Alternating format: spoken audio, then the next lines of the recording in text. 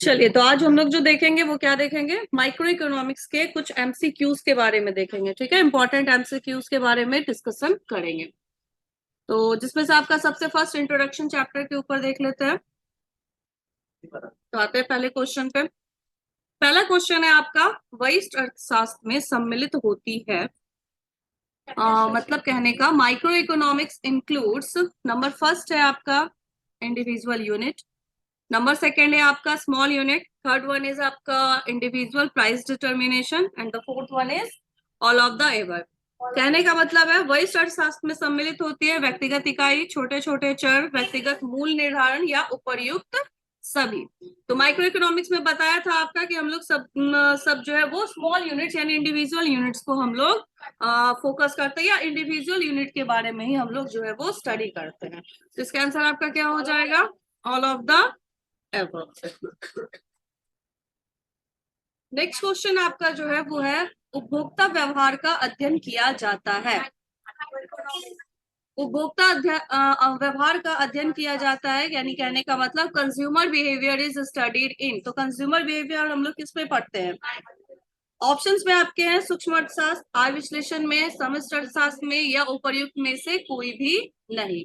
मतलब micro economics में पढ़ते हैं, इनकम थ्योरी में पढ़ते हैं, मैक्रो इकोनॉमिक्स में पढ़ते हैं, या फिर नन ऑफ द एबव पे पढ़ते हैं। तो जाहिर सी बात है, बताए थे कि कंज्यूमर बिहेवियर हम लोग किसमें स्टडी करेंगे, माइक्रो इकोनॉमिक्स में स्टडी करते हैं। चलिए, नेक्स्ट क्वेश्चन जो आपका है, which of the following is studied under micro economics. नीचे आपके दिए गए ऑप्शंस में से कौन सा है जो कि वरिष्ठ अर्थशास्त्र के अंतर्गत अध्ययन किया जाता है? पहला आपका इंडिविजुअल यूनिट है, दूसरा इकोनॉमिक एग्रीगेट्स है, तीसरा नेशनल इनकम है, और चौथा नन ऑफ द एबव है। मतलब व्यक्तिगत इकाई को हम लोग स्टडी करते हैं, या आर्थिक समग्र को स्टडी करते हैं, राष्ट्रीय आय को स्टडी करते हैं, या फिर उपर्युक्त में से कोई भी नहीं। तो बताया था आपको कि micro economics is equal to, micro economics में हम लोग जो स्टडी करेंगे वो क्या स्टडी करते हैं, स्मॉल यूनिट या इंडिविजुअल यूनिट को ही स्टडी करेंगे। तो इकोनॉमिक एग्रीगेट्स आपके पूरे आपके फॉर्मेट को यानी होल को ऐसा पूरे कह सकते हैं आपके इकोनॉमी के कॉन्सेप्ट को स्टडी करेगा। नेशनल इनकम में भी आपका वही एक पूरे मतलब राष्ट्र का आय जो होता है उसको कैलकुलेट किया जाता है। तो जाहिर सी बात है जो ऑप्शन बनेगा वो क्या बनेगा, व्यक्तिगत इकाई बनेगा। विच of the following is studied under macro economics. Macro economics कहने का मतलब समष्टि अर्थशास्त्र के अंतर्गत इनमें से कौन सा, आपका जो नीचे दिया गया ऑप्शन है उनमें से कौन सा अध्ययन किया जाता है? पहला आपका दिया हुआ है राष्ट्रीय आय के बारे में अध्ययन करते हैं, दूसरा पूर्ण रोजगार के बारे में, तीसरा कुल उत्पादन, और चौथा ऑल ऑफ द एबव। तो नेशनल इनकम भी हमारा मैक्रो इकोनॉमिक्स का कॉन्सेप्ट है, फुल एम्प्लॉयमेंट भी है, टोटल प्रोडक्शन भी है। तो आपका ऑप्शन क्या हो जाएगा, विच of the following is a branch of micro economics. इनमें से कौन सा आपका माइक्रो इकोनॉमिक्स का ब्रांच है, मतलब वरिष्ठ अर्थशास्त्र की कौन कौन सी शाखाएं हैं? तो पहला दिया हुआ है वस्तु कीमत निर्धारण, साधन कीमत निर्धारण, आर्थिक कल्याण, और उपर्युक्त सभी। मतलब प्रोडक्ट का प्राइस डिटर्मिनेशन, दूसरा आपका फैक्टर प्राइस डिटर्मिनेशन, तीसरा इकोनॉमिक वेलफेयर के बारे में, और चौथा ऑल ऑफ द एबव के बारे में। इसमें आपका क्या हो जाएगा, क्या स्टडी करते हैं, तो इसमें सारे आपके प्रोडक्ट प्राइस डिटर्मिनेशन यानी वस्तु कीमत निर्धारण को भी स्टडी किया जाता है अंडर प्रोडक्शन चैप्टर। फिर फैक्टर प्राइस डिटर्मिनेशन को भी हम लोग डिटरमाइन करते हैं। इकोनॉमिक वेलफेयर तो आपका पढ़ा ही जाता है, तो आपका ऑप्शंस क्या हो जाएगा, all of the above. Which of the following is a source of production. उत्पादन के निम्नलिखित में से कौन कौन से साधन हैं? मतलब उत्पादन के लिए निम्नलिखित दिए गए आपके विकल्पों में से कौन कौन से साधन जो है वो जरूरी है? तो क्या हो जाएगा आपका दिया हुआ, क्या क्या है, भूमि जिसको कि लैंड कहते हैं, पूंजी कैपिटल, श्रम लेबर, या फिर उपर्युक्त ऑल ऑफ द एबव, उपर्युक्त सभी ऑल ऑफ द एबव। तो क्या हो जाएगा, सोर्स ऑफ प्रोडक्शन आपका बताया था कि सारे फैक्टर्स ऑफ प्रोडक्शन जो है वो आपके सोर्सेस ऑफ प्रोडक्शन का मतलब फैक्टर्स ऑफ प्रोडक्शन के बारे में, मतलब उत्पादन के कारकों के बारे में पूछा जा रहा है। तो भूमि भी हमारा क्या है, एक कारक है, श्रम भी आपका एक कारक है, कैपिटल आपका एक कारक है, और तो हो जाएगा आपका ऑप्शंस क्या, उपर्युक्त नेक्स्ट आपका क्वेश्चन पूछ रहा है micros which mean small belongs to. Micros जिसका अर्थ होता है छोटा, इनमें से कौन सा शब्द है, मतलब किस तरह का शब्द है। अरेबियन है, मतलब अरबी भाषा है, जर्मन भाषा है, ग्रीक भाषा है या अंग्रेजी भाषा है। तो हम लोग जानते हैं कि माइक्रोज जो है वो एक ऐसा भाषा है आपका, तो ग्रीक वर्ड है, क्योंकि इकोनॉमिक्स भी आपका एक क्या है जो है वो ग्रीक वर्ड है, जिसको कि ओइकोनोमिया कहा जाता है। चलिए नेक्स्ट क्वेश्चन पे आते हैं। आर्थिक क्रियाओं के अध्ययन के संदर्भ में अर्थशास्त्र को दो शाखाओं वयस्क तथा समिष्ट में निम्न में से किसने विभाजित किया। मतलब जो हम लोग इकोनॉमिक्स पढ़ते हैं, जो माइक्रो और मैक्रो इकोनॉमिक्स हम लोग जो पढ़ते हैं, तो एक्टिविटी के बेसिस पे किन्होंने डिवाइड किया था। एक्टिविटी के बेसिस पे जो डिवाइड किए थे वो इकोनॉमिस्ट थे हमारे Ragnar fresh. Who said it economics is a science of wealth. किसने कहा था कि अर्थशास्त्र धन का विज्ञान है। अर्थशास्त्र धन का विज्ञान है, ये किनके द्वारा दिया गया था। तो ये आपका दिया गया था एडम स्मिथ के द्वारा। यानी आपके वेल्थ कॉन्सेप्ट जो है, यानी कि धन से रिलेटेड जो भी आपका ये दिया गया था, व्याख्या की गई थी, वो किनके द्वारा किया गया था, एडम स्मिथ के द्वारा किया गया था। नेक्स्ट क्वेश्चन पे आते हैं। Who give the concept of limited resources and unlimited wants. Limited resources और अनलिमिटेड वांट्स का कॉन्सेप्ट किनके द्वारा दिया गया था, मतलब सीमित संसाधन एवं असीमित आवश्यकता का विचार किसने दिया। यहाँ पे आपके ऑप्शंस में है Adam Smith, Marshall, Robbins and Samuelson. तो जो आपका सीमित संसाधन और एवं असीमित आवश्यकता, या फिर जो बोल रहे हैं हम लोग कि limited resources and unlimited wants, ये किसका कॉन्सेप्ट है आपका, तो ये स्कार्सिटी का कॉन्सेप्ट है। और स्कार्सिटी का कॉन्सेप्ट किनके द्वारा दिया गया था, तो रॉबिन्स के द्वारा ही दिया गया था। तो इनका आंसर क्या हो जाएगा, रॉबिन्स। चलिए नेक्स्ट क्वेश्चन में आते हैं। Which of the following economic activities are included in the subject matter of economics. निम्न में से कौन सी आर्थिक क्रियाएं अर्थशास्त्र की अध्ययन सामग्री के अंतर्गत सम्मिलित की जाती हैं। तो कौन सी आर्थिक क्रियाएं, ऑप्शंस आते हैं हम लोग, क्या दिया हुआ है विकल्प के रूप में। असीमित आवश्यकताओं से जुड़ी आर्थिक क्रियाएं, सीमित संसाधनों से जुड़ी आर्थिक क्रियाएं, बोथ ए एंड बी और बोथ दोनों, और दूसरा दिया हुआ है नेक्स्ट आपका उपर्युक्त में से कोई भी नहीं। तो आपका क्या हो जाएगा कि which of the following economic activities are included in the subject matter of economics. तो हो जाएगा economic activity related to unlimited wants, मतलब असीमित आवश्यकताओं से जुड़ी आर्थिक क्रियाएं इसमें पढ़ा जाता है। और दूसरा सीमित संसाधनों से जुड़ी आर्थिक क्रियाएं भी हम लोग पढ़ते हैं। हमारा unlimited wants and limited resources का ही कॉन्सेप्ट पढ़ा जाता है। तो आंसर क्या हो जाएगा, बोथ ए एंड बी। चलिए नेक्स्ट क्वेश्चन हो जाएगा आपका, अर्थशास्त्र के जनक किनको कहते हैं। बहुत ही फेमस क्वेश्चन है आपका, who was the father of economics. तो हम लोग जानते हैं कि अर्थशास्त्र के जनक के रूप में एडम स्मिथ को जाना जाता है, जिनके द्वारा भी जस्ट डिस्कस किया हम लोगों ने कॉन्सेप्ट। कौन सा कॉन्सेप्ट था, वेल्थ कॉन्सेप्ट।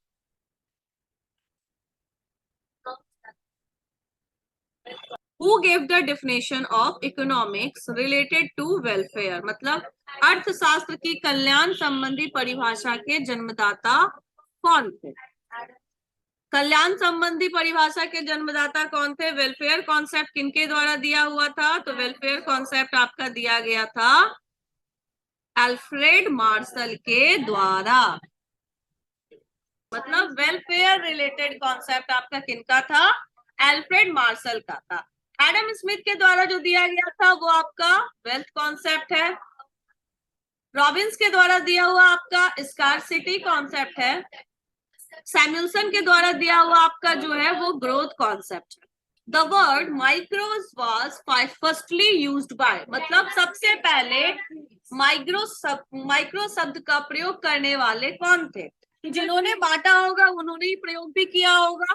तो अभी जस्ट हम लोगों ने पढ़ा था कि ब्रांचेस में बांटने वाले, माइक्रो और मैक्रो में बांटने वाले कौन थे, रैगनर फ्रेस थे। तो जाहिर सी बात है कि फर्स्टली कौन यूज किए होंगे, रैगनर फ्रेज ने यूज किया होगा। नेक्स्ट आते हैं आपके, इन किसके अनुसार अर्थशास्त्र मानव कल्याण का विज्ञान है, मतलब according to whom economics is a science of human welfare. Welfare concept अभी जस्ट आपके द्वारा बताया गया कि अल्फ्रेड मार्शल के द्वारा दिया हुआ था। तो जो इसका आपका ऑप्शन हो जाएगा वो क्या हो जाएगा, ए मार्शल, मतलब अल्फ्रेड मार्शल के द्वारा ये बोला गया कि इकोनॉमिक्स एक वैसा साइंस है जिसमें हम लोग एक ऐसा विज्ञान है जिसमें मानव कल्याण के बारे में भी अध्ययन किया जाता है। Which of the following is not a factor of production? इनमें से नीचे दिए गए विकल्पों में से कौन सा उत्पत्ति का साधन नहीं है? तो पहले विकल्पों पे ध्यान दिया जाए। भूमि, लैंड है, श्रम, लेबर, ये भी हमारा फैक्टर्स ऑफ प्रोडक्शन है, पूंजी, कैपिटल, ये भी हमारा फैक्टर्स ऑफ प्रोडक्शन है, बट मुद्रा, जिसको हम लोग मनी कहते हैं, ये हमारा फैक्टर्स ऑफ प्रोडक्शन का कॉन्सेप्ट नहीं है। चलिए नेक्स्ट आते हैं आपके इसमें, विच of the following is studied under micro economics? नीचे दिए गए विकल्पों में से कौन से विकल्प है जिसका अध्ययन आपके वरिष्ठ अर्थशास्त्र में किया जाता है? तो विकल्प के तौर पे क्या दिया हुआ है, व्यक्तिगत परिवार है, व्यक्तिगत फर्म है, व्यक्तिगत उद्योग है, और इनमें से कोई नहीं, मतलब individual family, individual firm, individual industry और ऑल ऑफ द अबव या ऑल ऑफ दीज।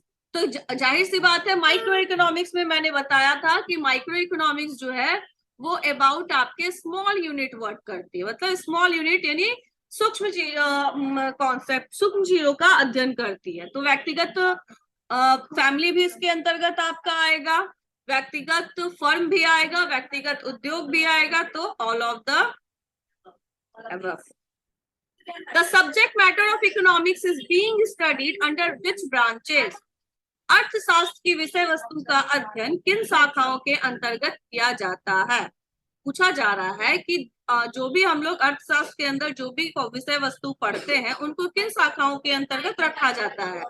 वरिष्ठ अर्थशास्त्र माइक्रो इकोनॉमिक्स, समिष्ट अर्थशास्त्र मैक्रो इकोनॉमिक्स, उपरोक्त दोनों, मतलब जो माइक्रो और मैक्रो अबव टू दिया हुआ है वो दोनों, या इनमें से कोई भी नहीं, उपरोक्त में से कोई भी नहीं।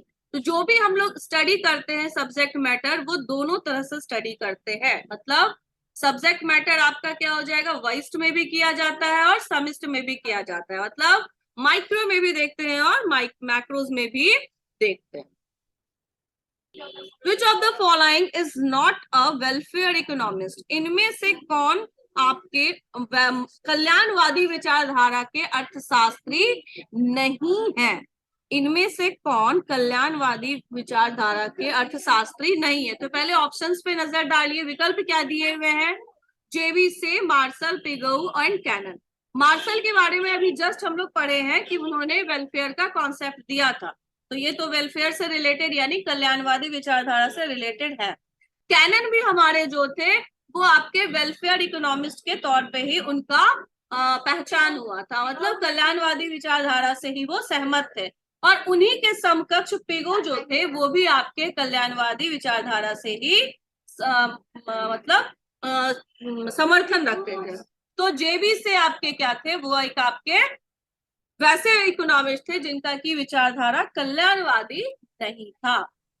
चलिए नेक्स्ट आते हैं हम लोग इसमें, Who said economics is sometime positive economics and sometime normative economics? किसने कहा अर्थशास्त्र कभी वास्तविक विज्ञान होता है और कभी आदर्श विज्ञान होता है? किनके द्वारा कहा गया कि अर्थशास्त्र कभी वास्तविक विज्ञान भी होता है और कभी आदर्श विज्ञान भी होता है? तो ये जो कहने वाले थे उनका नाम था केन्स। अब हमारा जो क्वेश्चन है वो है, on which base structure of economic problem has been installed? निम्न में से किस आधार या स्तंभ पर आपका आर्थिक क्रियाओं का ढांचा खड़ा है? तो असीमित आवश्यकताएं, अनलिमिटेड वांट्स, सीमित संसाधन, लिमिटेड रिसोर्सेस, और बहुत दोनों, मतलब जो ऊपर दिए हुए विकल्प है सीमित संसाधन और असीमित आवश्यकताएं दोनों, या उपर्युक्त में से कोई भी नहीं। तो जो हमारा इकोनॉमिक प्रॉब्लम बेस्ड है या इंस्टॉल्ड है, वो दोनों आपके असीमित आवश्यकताएं और सीमित साधन, मतलब लिमिटेड रिसोर्सेज और अनलिमिटेड वांट्स, दोनों पे बेस्ड है। Which of the following statement is true? निम्नलिखित में से कौन सा कथन आपका सही है? तो कथन के बारे में पहले पढ़ा जाए। मनुष्य की आवश्यकताएं अनंत होती है, सही है, बिल्कुल सही है। Human wants are infinite. साधन सीमित होते हैं, रिसोर्सेज आर लिमिटेड, ये भी सही है। दुर्लभता की समस्या चयन को जन्म देती है, मतलब scarcity problem gives birth to choice. तो क्या है, तीनों जो स्टेटमेंट दिया हुआ है वो सही है। हमारी आवश्यकताएं जो है वो अनंत है। साधन उन आवश्यकताओं को की पूर्ति के लिए जो साधन उपलब्ध है वो सीमित है, और इसी सीमित संसाधन की या सीमित साधन की वजह से हम लोगों को क्या करना पड़ता है, चयन करना पड़ता है, मतलब choice, problem of choice arise होता है। तो जो भी स्टेटमेंट आपके दिए हुए हैं या कथन दिए हुए हैं वो क्या है, सही है। तो अर्थव्यवस्था की केंद्रीय समस्याएं कौन सी हैं? विच is a central problem of an economy. नीचे दिए गए ऑप्शन में से कौन सी ऐसी समस्या है जो अर्थव्यवस्था की केंद्र समस्या से रिलेटेड है? Allocation of resources, optimum utilization of resources, economic development, या ऑल ऑफ द एबव। साधनों का आवंटन, साधनों का कुशलतम उपयोग, आर्थिक विकास, या उपर्युक्त सभी। तो सेंट्रल प्रॉब्लम हमारा जो है वो आपका ऑल ऑफ दी एबव है। एलोकेशन ऑफ रिसोर्सेस मतलब साधनों का आवंटन भी है, साधनों का कुशलतम उपयोग भी है, और आर्थिक विकास भी है। क्वेश्चन आपसे पूछा गया कि आर्थिक समस्या मूलतः किस तथ्य की समस्या है? To which factor economic problem is basically related to. हमारा जो आर्थिक समस्या है वो मूलतः किस तथ्य पे आधारित है या किस तथ्य की समस्या है? चॉइस की है, कंज्यूमर सिलेक्शन की है, फर्म सिलेक्शन की है, नन ऑफ दिस।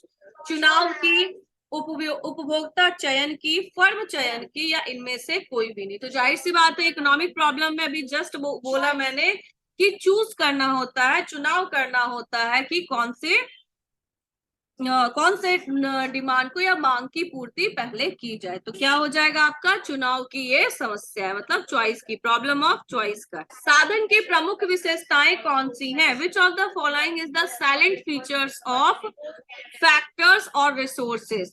मतलब फैक्टर या रिसोर्सेज का इनमें से क्या, कौन कौन सा जो है वो कह सकते हैं एक तरह से फीचर्स है या कैरेक्टरिस्टिक्स है, मतलब विशेषता क्या है आपके एक साधन होने के लिए विशेष रूप से क्या जरूरी है। पहला दिया हुआ है, ये मानव आवश्यकताओं की तुलना में सीमित है। दूसरा दिया हुआ है, इनका वैकल्पिक प्रयोग संभव है। तीसरा दिया हुआ है और ब दोनों। और चौथा है आपका इनमें से कोई भी नहीं, यानी these are limited as compare to wants, these have alternative uses, both A and B and none of the above. तो विकल्प पे आपका जो दिया हुआ है उसके अगर आधार पे देखा जाए तो these are limited as compare to wants, मतलब मानव आवश्यकताओं की तुलना में सीमित है, ये भी सही है। और इनका वैकल्पिक प्रयोग संभव है, मतलब अल्टरनेटिव वे में भी हम लोग यूज कर सकते हैं, ये भी सही है। तो ऑप्शन इसके आधार पे क्या बनेंगे, both A and B. Number 7 आपका है, अर्थव्यवस्था की केंद्रीय समस्या क्या है? The central problem of an economy is what to produce, how to produce, and how to distribute produced goods। क्या उत्पादन हो, कैसे उत्पादन हो, और तीसरा है उत्पादित वस्तु का वितरण कैसे। तो तीनों ही आपके जो है वो अर्थव्यवस्था की केंद्रीय समस्या, मतलब सेंट्रल प्रॉब्लम ऑफ इकोनॉमी के रूप में पढ़ी जाती है। तो उपर्युक्त सभी आपका आंसर हो जाएगा। नेक्स्ट है आपका, निम्न में से किस अर्थव्यवस्था में निजी एवं सार्वजनिक क्षेत्र का सह अस्तित्व होता है? मतलब विच इकोनॉमी हैज अ को existence of private and public sectors, मतलब जहां निजी क्षेत्र भी अपना कार्य कर रही हो और सार्वजनिक क्षेत्र भी अपना कार्य कर रहा हो। तो ऐसा कौन सा आपका इकोनॉमी हो जाएगा? ऐसे इकोनॉमी आपके मिक्स्ड इकोनॉमी कहलाती है, यानी मिश्रित अर्थव्यवस्था के रूप में जाना जाता है। आगे आपसे क्वेश्चन पूछा जा रहा है, एक समाजवादी अर्थव्यवस्था का मूल उद्देश्य होता है, मतलब the main objective of a socialist economy is अधिकाधिक उत्पादन, मैक्सिमम प्रोडक्शन करना, आर्थिक स्वतंत्रता, इकोनॉमिक फ्रीडम देना, तीसरा मुनाफा कमाना, earning profit, and the fourth one is अधिकतम लोक कल्याण, मैक्सिमम पब्लिक वेलफेयर। तो जब भी एक सोशलिस्ट इकोनॉमी है, एक समाजवादी अर्थव्यवस्था है, तो इसमें आपका क्या होता है, सरकार की यानी सार्वजनिक क्षेत्र की भागीदारी ज्यादा होती है, और सार्वजनिक क्षेत्र की भागीदारी ज्यादा होने के कारण इनका मेन ऑब्जेक्टिव यानी मुख्य उद्देश्य क्या होता है, समाज कल्याण को बढ़ावा देना, मतलब लोक कल्याण को बढ़ावा देना। तो अधिकतम लोक कल्याण आपका इसका क्या हो जाएगा, मैक्सिमम पब्लिक वेलफेयर करना आपका क्या हो जाएगा, ऑप्शन हो जाएगा। चलिए, किस अर्थव्यवस्था में कीमत तंत्र के आधार पर निर्णय लिए जाते हैं, मतलब in which economy decisions are taken on the basis of price mechanism, मतलब मूल्य के आधार पे किस तंत्र में या किस अर्थव्यवस्था में आपका निर्णय लिया जाता है, समाजवादी, सोशलिस्ट, पूंजीवादी, कैपिटलिस्ट, मिक्स्ड, मिश्रित, या इनमें से कोई भी नहीं।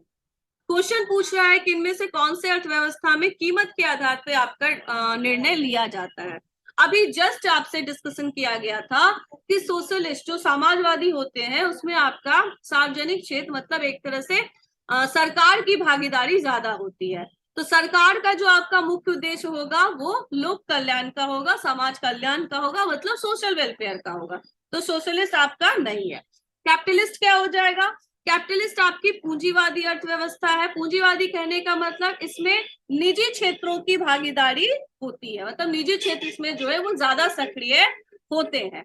तो और निजी क्षेत्र के सक्रिय होने की वजह से इनका मुख्य उद्देश्य मुनाफा कमाना होता है। जितना ज्यादा मुनाफा होगा वो इनके लिए उतना ही ज्यादा मतलब कह सकते हैं आपका उतना ही ज्यादा इनके लिए सही माना जाएगा। और मिश्रित में आपके गवर्नमेंट भी मतलब सरकार और निजी क्षेत्र दोनों मिलके काम करते हैं। तो जहां आपका सिर्फ प्राइस के यानी कि सिर्फ कीमत के बेसिस पे आपका डिसीजन या कह सकते हैं निर्णय लिया जाएगा वो पूंजीवादी अर्थव्यवस्था कहलाती है। नेक्स्ट आते हैं, the slope of production possibility curve falls, उत्पादन संभावना वक्र का ढाल गिरता है।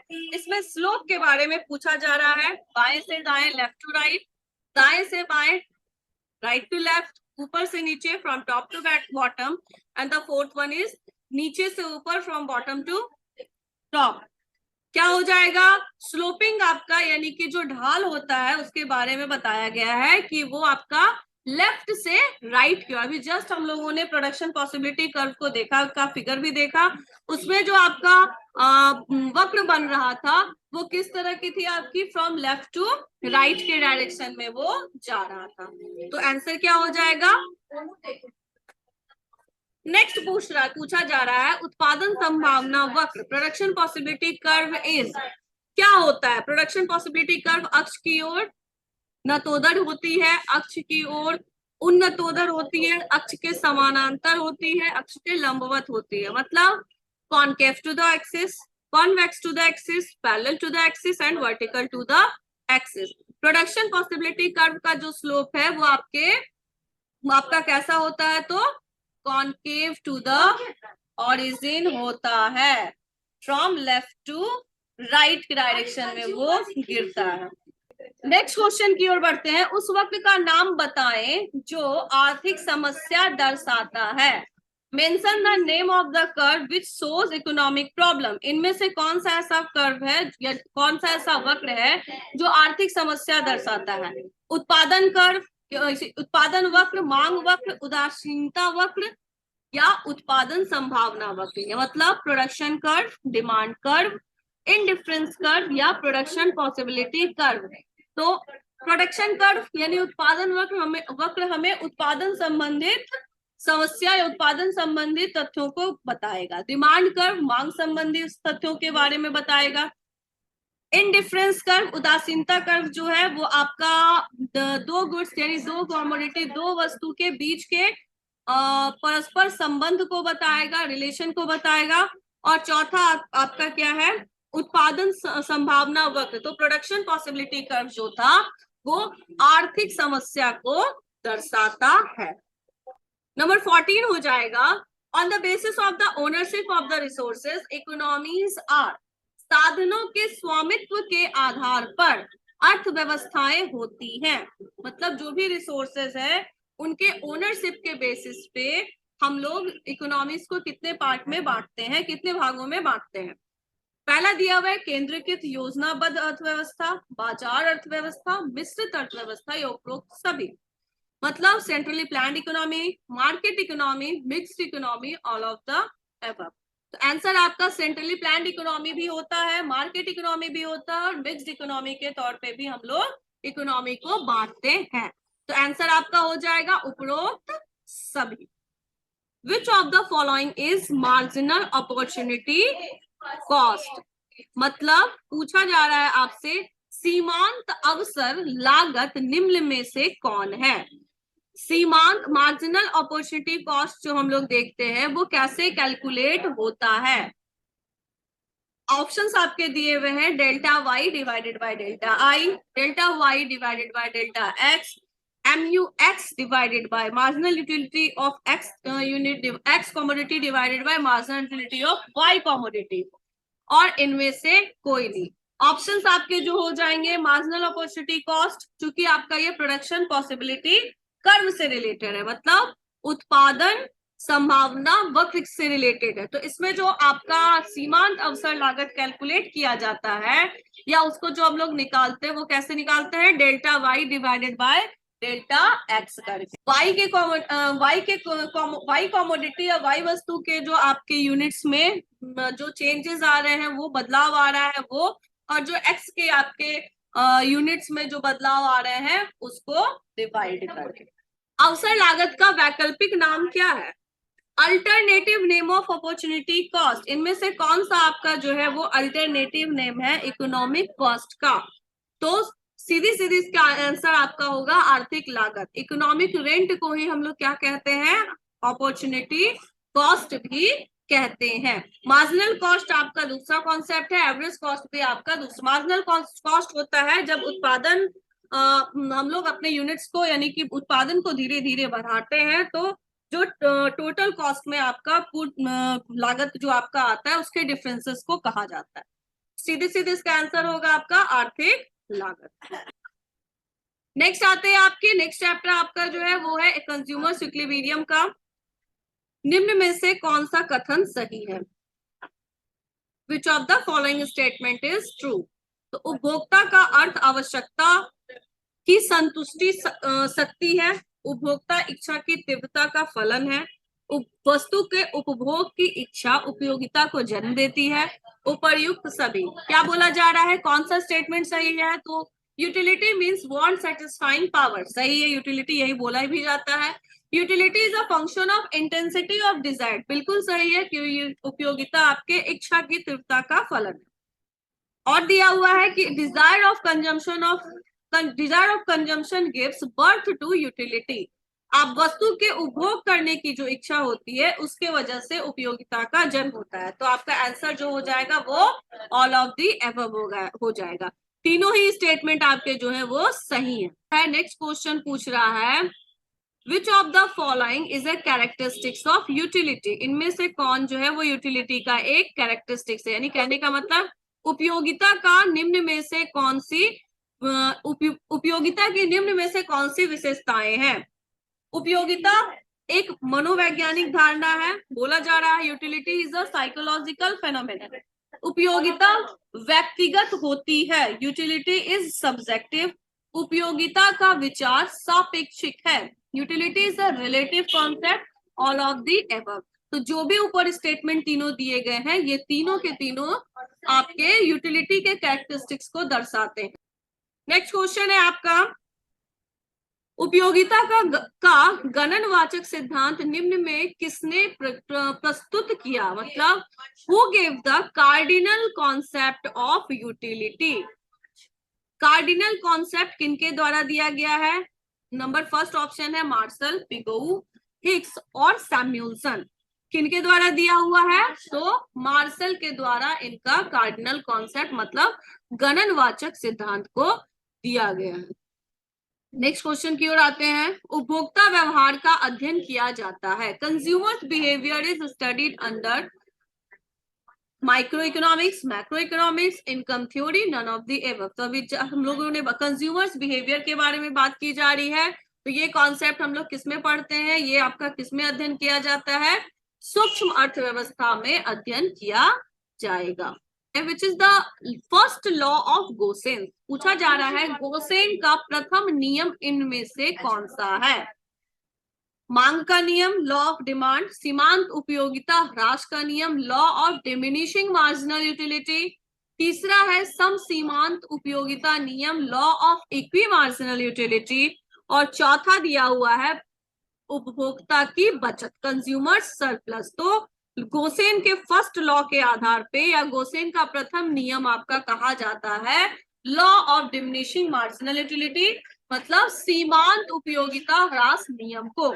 और ये आपका law of diminish equi marginal utility को गॉसेन के सेकेंड लॉ के नाम से जानते हैं। गॉसेन सेकेंड लॉ के नाम से आपका किसको जाना जाता है, law of equi marginal utility को। निम्न में से कौन सा कथन सही है, which of the following is true. Number first, जब तक सीमांत उपयोगिता धनात्मक है तब तक कुल उपयोगिता बढ़ती है, जब सीमांत उपयोगिता शून्य हो जाती है तब कुल उपयोगिता अधिकतम होती है, जब सीमांत उपयोगिता ऋणात्मक होती है तब कुल उपयोगिता घटने लगती है, और ऑल ऑफ द एबव। मतलब क्वेश्चन आपसे पूछ रहा है कि नीचे दिए गए तथ्यों में से कौन सा ट्रू है। तो TU increases till MU is positive, TU is maximum when MU is equal to 0, TU declines when MU is negative. तो ऊपर दिए हुए सारे आपके तथ्य जो है वो सही है, ऑल ऑफ द अबव आपका इसका आंसर हो जाएगा। नेक्स्ट क्वेश्चन है सीमांत उपयोगिता कैसे निकाला जाता है, how we calculate marginal utility. Formula आपका दिया हुआ है delta TU by delta Q, delta Q by delta TU, delta MU by delta Q और delta Q by delta MU। तो ऑप्शंस आपका ये हो जाएगा number A option, delta TU divided by delta Q। मतलब जो आपके टोटल यूटिलिटी में जो चेंजेस बदलाव आ रहे हैं उसको डिवाइड किया जाएगा आपके यूनिट्स में आने वाले बदलाव से। जब कुल उपयोगिता अधिकतम होती है तब सीमांत उपयोगिता, when TU becomes maximum then MU is, मतलब कुल उपयोगिता जब अधिकतम होती है उस परस्पर आपका सीमांत उपयोगिता किस कंडीशन यानी उसका संबंध सीमांत उपयोगिता से कैसे है। उस वक्त सीमांत उपयोगिता पॉजिटिव है, उस वक्त आपका सीमांत उपयोगिता नेगेटिव है, जीरो है या नन ऑफ दिस, मतलब धनात्मक है, ऋणात्मक है, शून्य है या इनमें से कोई नहीं है। जब TU आपका मैक्सिमम होता है तो MU का क्या होता है, 0 होता है। तो आंसर आपका क्या हो जाएगा, ऑप्शन सी। नेक्स्ट है सम सीमांत उपयोगिता नियम के विचार के मूल उत्पादक कौन थे, who basically propounded the concept of law of equimarginal utility। अभी जस्ट आपके ऊपर के क्वेश्चंस में डिस्कशन हुआ है कि लॉ ऑफ इक्विमार्जिनल यूटिलिटी गॉसेंस के सेकंड लॉ के नाम से भी जाना जाता है। तो आपका इसका आंसर क्या हो जाएगा, क्लियरली गोसेन जो है वो आपके लॉ ऑफ इक्विमार्जिनल यूटिलिटी के भी प्रोपाउंडर है। नेक्स्ट क्वेश्चन पूछा जा रहा है स्लोप ऑफ बजट लाइन और प्राइस लाइन, इनमें से कौन सा आपका जो है वो कीमत या बजट रेखा का ढाल होता है, मतलब उसके ढाल को दर्शाता है। तो कीमत या बजट रेखा के ढाल को दर्शाया जाता है minus PX divided by PY से। उदासीनता वक्र होता है, उदासीनता वक्र मतलब इनडिफरेंस कर्व क्या होता है। इनडिफरेंस कर्व के बारे में कुछ आपके तथ्य दिए हुए हैं, उनको देखिए। तो कॉन्वेक्स टू द ओरिजिन है, कॉनकेव टू द ओरिजिन है, both A and B are true और all of the above false. मतलब मूल बिंदु की ओर उन्नोत्तर, मूल बिंदु की ओर अवनोत्तर, या फिर आपका पूछा जा रहा है और ब दोनों सत्य है या इनमें से कोई भी आपका सही नहीं है।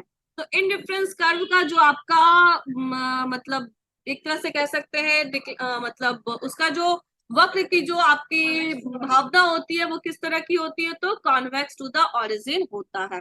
इनडिफरेंस कर्व आपका इस तरह से शो किया जाता है। यूटिलिटी इज रिलेटेड टू, उपयोगिता का संबंध होता है। नंबर फर्स्ट है आपका लाभदायकता से, यूजफुलनेस से। नंबर सेकंड है आपका नैतिकता से, मोरालिटी से। नंबर थर्ड है आपका मानव आवश्यकता की पूर्ति से, सेटिस्फैक्शन ऑफ ह्यूमन वांट्स, और all of the above. Question पूछ रहा है कि उपयोगिता का संबंध निम्न में से किससे है? लाभदायकता से, यूजफुलनेस से है, मॉडर्निटी से, इससे भी आपका है, मानव आवश्यकता की पूर्ति से रिलेटेड है, satisfaction of human want say भी रिलेटेड है। तो कहने का मतलब ऑप्शंस क्या हो जाएंगे? ऑल ऑफ दी एबव है। इसमें दिया हुआ है आपका उपयोगिता की माप की जाती है। Utility can be measured bye, utility को हम लोग कैसे मेजर करते हैं?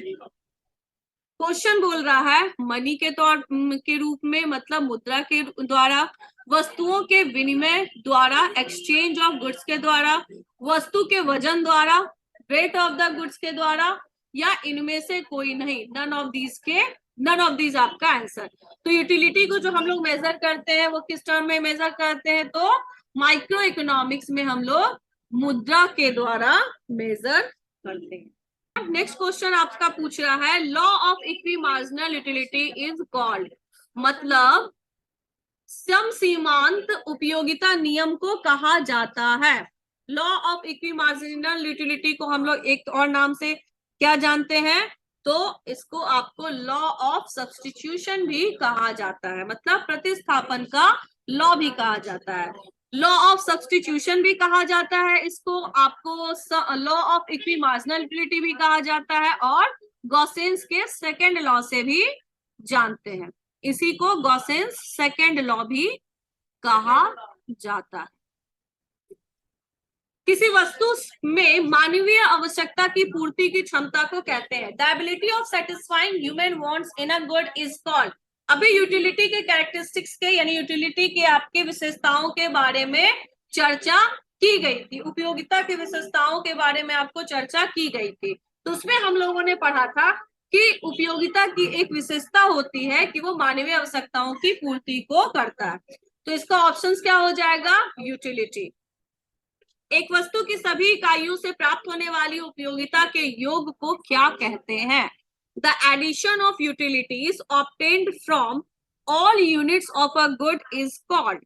पूछा जा रहा है आपसे, एक the addition of utilities obtained from all units of a good is called, एक वस्तु की सभी इकाइयों से प्राप्त होने वाली उपयोगिता के योग को कहा जाता है टोटल यूटिलिटी। उपयोगिता का क्रमवाचक सिद्धांत किसने दिया? मतलब किसने आपका ऑर्डिनल यूटिलिटी थ्योरी को प्रोपाउंड किया था या ऑर्डिनल यूटिलिटी थ्योरी को दिया था? तो ऑर्डिनल दिया गया था किनके द्वारा? हिक्स एंड हेलेंस के द्वारा। और अभी जस्ट हम लोगों ने देखा कार्डिनल किनके द्वारा दिया गया था? कार्डिनल दिया गया था मार्शल के द्वारा, अल्फ्रेड मार्शल के द्वारा। सीमांत उपयोगिता ह्रास नियम के प्रतिपादक हैं, the propounder of law of diminishing marginal utility is Gossen's, जिसको हम लोग गोसेन फर्स्ट लॉ के नाम से भी जानते हैं। गोसेंस फर्स्ट लॉ के नाम से भी इसे जाना जाता है। चलिए नेक्स्ट आते हैं, नेक्स्ट क्वेश्चन की तरफ बढ़ते हैं। उपभोक्ता का संतुलन उस बिंदु पर होता है जब, मतलब consumer equilibrium takes a point where सीमांत उपयोगिता इज इक्वल टू मूल्य। सीमांत उपयोगिता छोटी होती है मूल्य से, सीमांत उपयोगिता बड़ी होती है मूल्य से, या इनमें से कोई भी नहीं। मतलब हमारा जो मार्जिनल यूटिलिटी है वो इज इक्वल टू प्राइस होगा, marginal utility is smaller than price होगा, marginal utility is greater than price होगा, और नन ऑफ दी एवर। तो क्वेश्चन आपसे पूछा जा रहा है कि कंज्यूमर इक्विलिब्रियम आपका, मतलब इक्विलिब्रियम कंडीशन पे आने के लिए इनमें से कौन सा पॉइंट आपका होना चाहिए? तो क्या हो जाएगा? MU is equal to price. जब सीमांत उपयोगिता हमारे मूल्य के बराबर हो जाती है तो क्या, तब आपका क्या होता है? उपभोक्ता का, उसी बिंदु को उपभोक्ता का संतुलन माना जाएगा। किसी वस्तु की मानवीय आवश्यकता को संतुष्ट करने की क्षमता, the capability of a commodity to satisfy human wants is consumption utility quality और टेस्ट। उपभोग उपयोगिता गुण व रुचि उपयोगिता के नाम से जाना जाता है। नेक्स्ट क्वेश्चन में पूछा जा रहा है उपभोक्ता की सर्वाधिक संतुष्टि के लिए, for the maximum satisfaction of a consumer, आपका नीचे दिए गए जो भी ऑप्शंस है, जो भी विकल्प है, उनमें से क्या आपका होना चाहिए। बोला जा रहा है marginal utility of a good should be equal to its price, marginal utility of a good should be greater than its price, there is no relation between marginal utility and price। मतलब वस्तु की सीमांत उपयोगिता उसके मूल्य के समान होना चाहिए, वस्तु की सीमांत उपयोगिता उसके मूल्य से अधिक होनी चाहिए, सीमांत उपयोगिता और मूल्य का कोई संबंध नहीं है, और इनमें से कोई नहीं। तो अभी जस्ट हम लोगों ने देखा है विद्युत कि यूटिलिटी जो है, मार्जिनल यूटिलिटी मतलब सीमांत उपयोगिता उसके मूल्य के बराबर होगी, तब हम कंज्यूमर जो है वो संतुलन मतलब उपभोक्ता संतुलन की स्थिति में होता है। तो आंसर आपका हो जाएगा नंबर फर्स्ट। जब सीमांत उपयोगिता ऋणात्मक होती है तब कुल उपयोगिता क्या होगी? When marginal utility is negative, then total utility क्या होती है? अधिकतम होती है, मैक्सिमम होती है, घटने लगती है, डिक्लाइन कर रही है, या फिर घटती दर से बढ़ती है, increases at a decreasing rate, या इनमें से कोई भी नहीं। क्वेश्चन पूछा जा रहा है मार्जिनल यूटिलिटी जब आपका नेगेटिव हो रहा है, मार्जिनल यूटिलिटी जब नेगेटिव होती है तब आपका किस कंडीशन में रहेगा? Total utility starts declining. Next आते हैं सम सीमांत उपयोगिता नियम के अनुसार उपभोक्ता के संतुलन की शर्त है। सम सीमांत उपयोगिता नियम के अनुसार उपभोक्ता के संतुलन की शर्त है। According to the law of equi marginal utility the condition for consumer's equilibrium is, इनमें से कौन सा दिया हुआ कंडीशन जो है वो law of equi marginal utility को सेटिस्फाई करता है, मतलब उसको संतुष्ट करता है। इनमें से कौन सा आपका संतुष्ट करता है? MUA मतलब marginal utility of A commodity divided by price of A commodity is equal to marginal utility of B commodity divided by B commodity।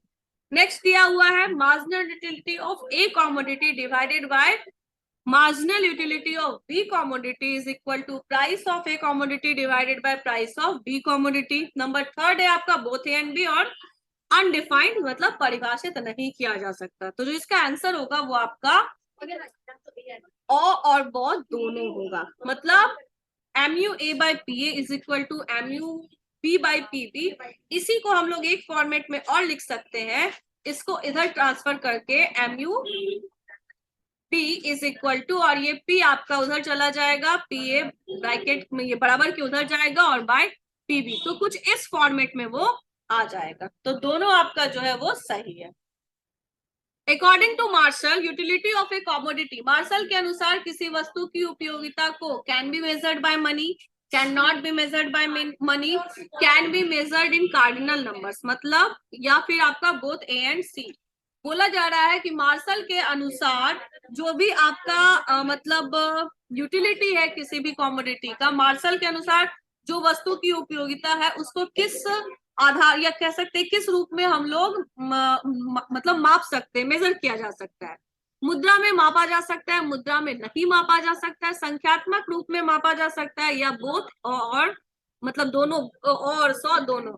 तो जो आंसर होगा वो दोनों हो जाएगा, मतलब लास्ट वन आपका यानी नंबर फोर्थ आंसर। कहने का मतलब मुद्रा में भी मापा जा सकता है और साथ ही साथ संख्यात्मक रूप में से भी आपको मापा जा सकता है। बोला जा रहा है this is required for a budget set, budget set के लिए आवश्यक है क्या क्या आवश्यक है? बंडलों का संग्रह, विद्यमान बाजार कीमत, उपभोक्ता की कुल आय या उपरोक्त सभी, collection of bundle, prevailing market price, total income of the consumer, और ऑल ऑफ द एबव। तो बजट सेट के लिए आपका तीनों की जरूरत है, मतलब कलेक्शन ऑफ बंडल भी चाहिए, बंडलों का संग्रह, विद्यमान बाजार कीमत भी चाहिए, उपभोक्ता की कुल आय भी चाहिए। तो आंसर आपका हो जाएगा उपरोक्त सभी। ह्रासमान विस्थापन दर में मतलब in diminishing rate of substitution, more of good one, less of good two, more of both one and second good, और नंबर फोर्थ है आपका ए एंड बी बोथ। तो ऑप्शन जो हो जाएगा वो आपका हो जाएगा बोथ ए एंड बी, मतलब गुड वन की भी आपकी वस्तु गुड वन की भी अधिक मात्रा और वस्तु टू की कम मात्रा। नेक्स्ट क्वेश्चन है अर्थशास्त्र में उपयोगिता का आशय। Utility in economic means want satisfaction, power of commodity, pleasure, happiness और यूजफुलनेस। तो जो ऑप्शन हो जाएगा यूटिलिटी आपका किसी भी गुड्स का, किसी भी वस्तु की आवश्यकता पूरी करने की शक्ति को कहते हैं। चलिए नेक्स्ट क्वेश्चन आपसे है। नेक्स्ट क्वेश्चन पूछा जा रहा है तटस्थता वक्र का झुकाव होता है। तटस्थता वक्र का झुकाव होता है यानी कहने का मतलब slope of indifference curve shows, क्या बताता है? The price ratio, diminishing factor substitution और मार्जिनल इन्फिनिटी। तो ये हो जाएगा हमारा कैसा होता है? डिमिनिशिंग, मतलब घटता हुआ होता है। वस्तु की हर अगली इकाई के प्रयोग से सीमांत उपयोगिता, consumption of every additional unit of commodity brings utility. क्या करता है कि वस्तु की हर अगली इकाई से प्रयोग में प्रयोग से सीमांत उपयोगिता क्या होती है? घटती है, बढ़ती है, कांस्टेंट रहती है या जीरो हो जाती है? तो ये क्या हो जाती है? घटती है। तटस्थता वक्र विश्लेषण में दो वस्तुओं के बीच विनिमय का अनुपात दर्शाती है। The ratio of exchange between two goods in difference curve is shown by, किनके द्वारा आपका दर्शाया जाता है? तो ये दर्शाया जाता है आपके इन indifference curve analysis is shown by indifference map। First question है आपका, मांग में कौन सा तत्व निहित होता है? Which element is essential for demand, मतलब मांग होने के लिए इनमें से कौन सा कह सकते हैं तथ्य आपके लिए जरूरी है? Desire to consume, given price, willingness to spend और ऑल ऑफ द अबव। तो वस्तु की इच्छा भी होनी चाहिए, निश्चित मूल्य भी होना चाहिए, साधन व्यय करने की तत्परता भी होनी चाहिए, और तो आंसर क्या हो जाएगा आपका? उपर्युक्त सभी। मांग वक्र का समांतर ढाल होता है। Demand curve generally slopes, demand curve के स्लोप के बारे में पूछा जा रहा है। Upward from left to right, downward from left to right, parallel to X axis या पैरेलल टू वाई एक्सिस। तो क्या हो जाएगा ये आपका? तो आंसर हो जाएगा उसका स्लोप यानी कि ढाल जो होता है वो कैसा होता है? बाएं से दाएं नीचे की ओर, मतलब downward from left to right की। किसी प्रकार की वस्तुओं के मूल्य में कमी होने से मांग की किस प्रकार की वस्तुओं में मूल्य में कमी होने से मांग की वृद्धि नहीं होती? In which goods price fall does not make any increase in demand. कौन सा आपका हो जाएगा? नेसेसरी गुड्स है, कंफर्ट गुड्स है, लग्जरियस गुड्स है, और आपका नन ऑफ द एबव है।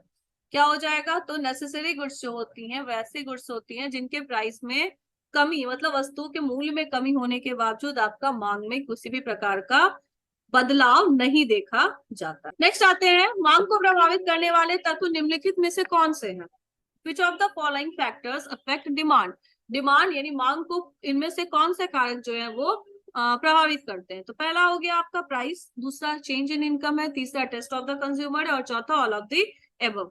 प्राइस भी हमारे मांग को यानी कीमत भी आपका इफेक्ट करता है, आय में परिवर्तन भी आपका इफेक्ट करता है, उपभोक्ता की रुचि भी आपके दिमाग को प्रभावित करती है। तो इस तरह आंसर क्या हो जाएगा? उपर्युक्त सभी। ऐसी वस्तुएं जिनका एक दूसरे के बदले प्रयोग किया जाता है कहलाती हैं। Goods which can alternatively be used are called substitute goods. Next question है, मांग का नियम है। Law of a demand is a qualitative concept, qualitative statement, quantitative statement, both A and B, या नन ऑफ दीज। क्वेश्चन पूछ रहा है कि मांग एक आपका कैसा है? गुणात्मक कथन है, मात्रात्मक कथन है, या और बहुत दोनों, और इनमें से कोई नहीं। तो लॉ ऑफ डिमांड आपका एक कैसा हो जाएगा? क्वालिटेटिव स्टेटमेंट है, मतलब गुणात्मक कथन के रूप में हम लोग इसको पढ़ते हैं। मांग फलन को निम्नलिखित में से कौन सा समीकरण व्यक्त करता है? Which of the following is a demand function? नीचे दिए गए विकल्पों में से कौन सा है जो डिमांड फंक्शन को दर्शाएगा? तो डिमांड फंक्शन को दर्शाया जाता है dx, मतलब demand for x commodity is equal to f under bracket px, मतलब demand for x commodity functional relationship between price of the x commodity. Next question की तरफ बढ़ते हैं।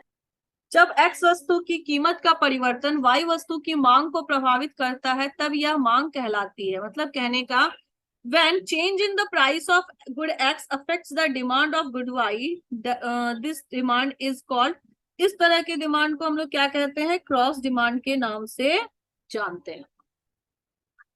इस तरह के डिमांड को हम लोग क्या कहते हैं? क्रॉस डिमांड, यानी तिरछी डिमांड के नाम से, तिरछी मांग के नाम से जानते हैं। चलिए नेक्स्ट आते हैं, आपके नेक्स्ट क्वेश्चन में बढ़ते हैं। नेक्स्ट क्वेश्चन में आपसे क्या पूछा जा रहा है? समान वस्तुओं के लिए मांग का नियम वस्तु की कीमत एवं वस्तु की मांग के बीच व्यक्त करता है।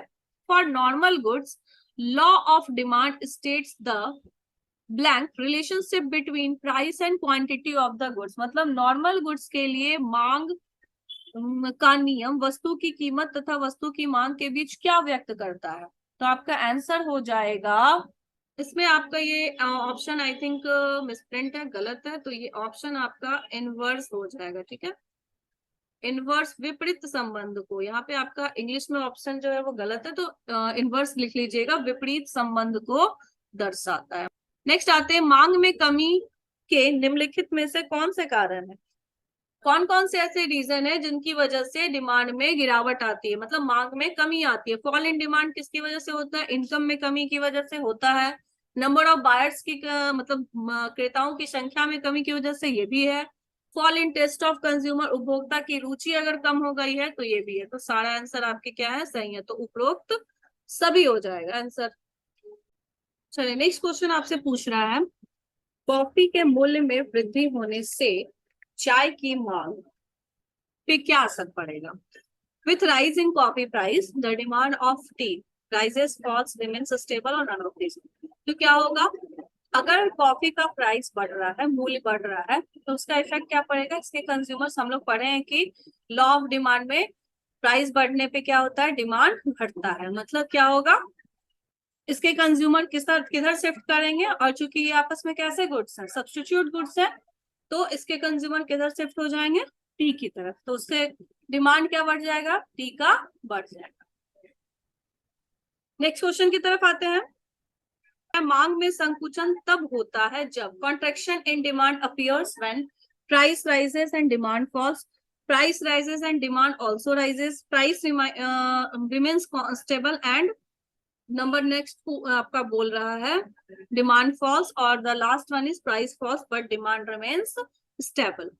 पूछ रहा है कॉन्ट्रैक्शन कब आता है? कॉन्ट्रैक्शन तब आएगा, कॉन्ट्रैक्शन मतलब क्या होता है? संकुचन मतलब घटना, यानी कि कब आएगा?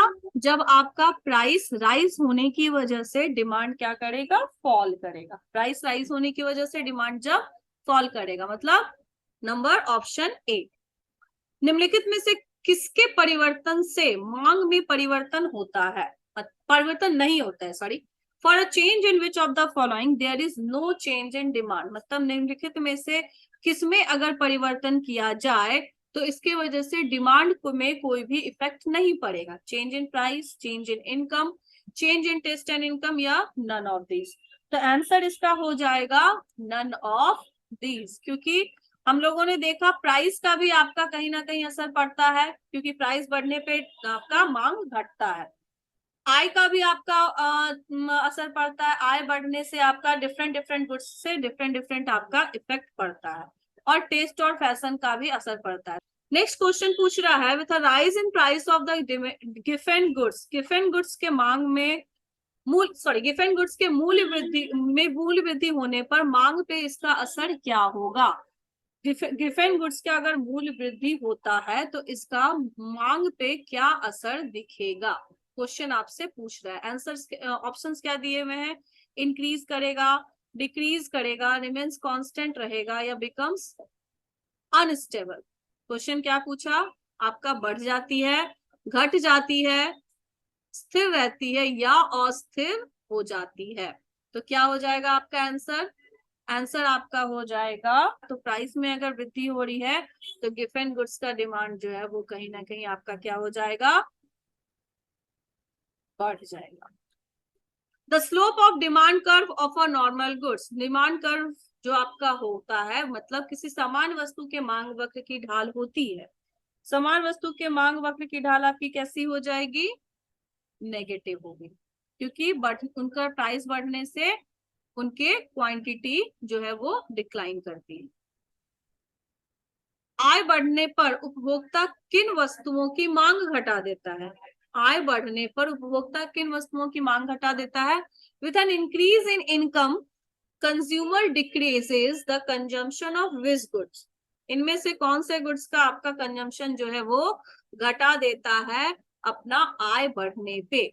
तो इनमें से आपके जो गुड्स जिसका आपका कंज्यूमर मतलब घट जाता है, ऑप्शंस आपके जो है वो यहाँ पे मिसप्रिंट है और शो हो जाएगा, और यहाँ पे आप ए और सी कर लीजिएगा। तो आंसर हो जाएगा बोथ ए एंड सी, मतलब इंफीरियर गुड्स भी और गिवन वस्तुओं की।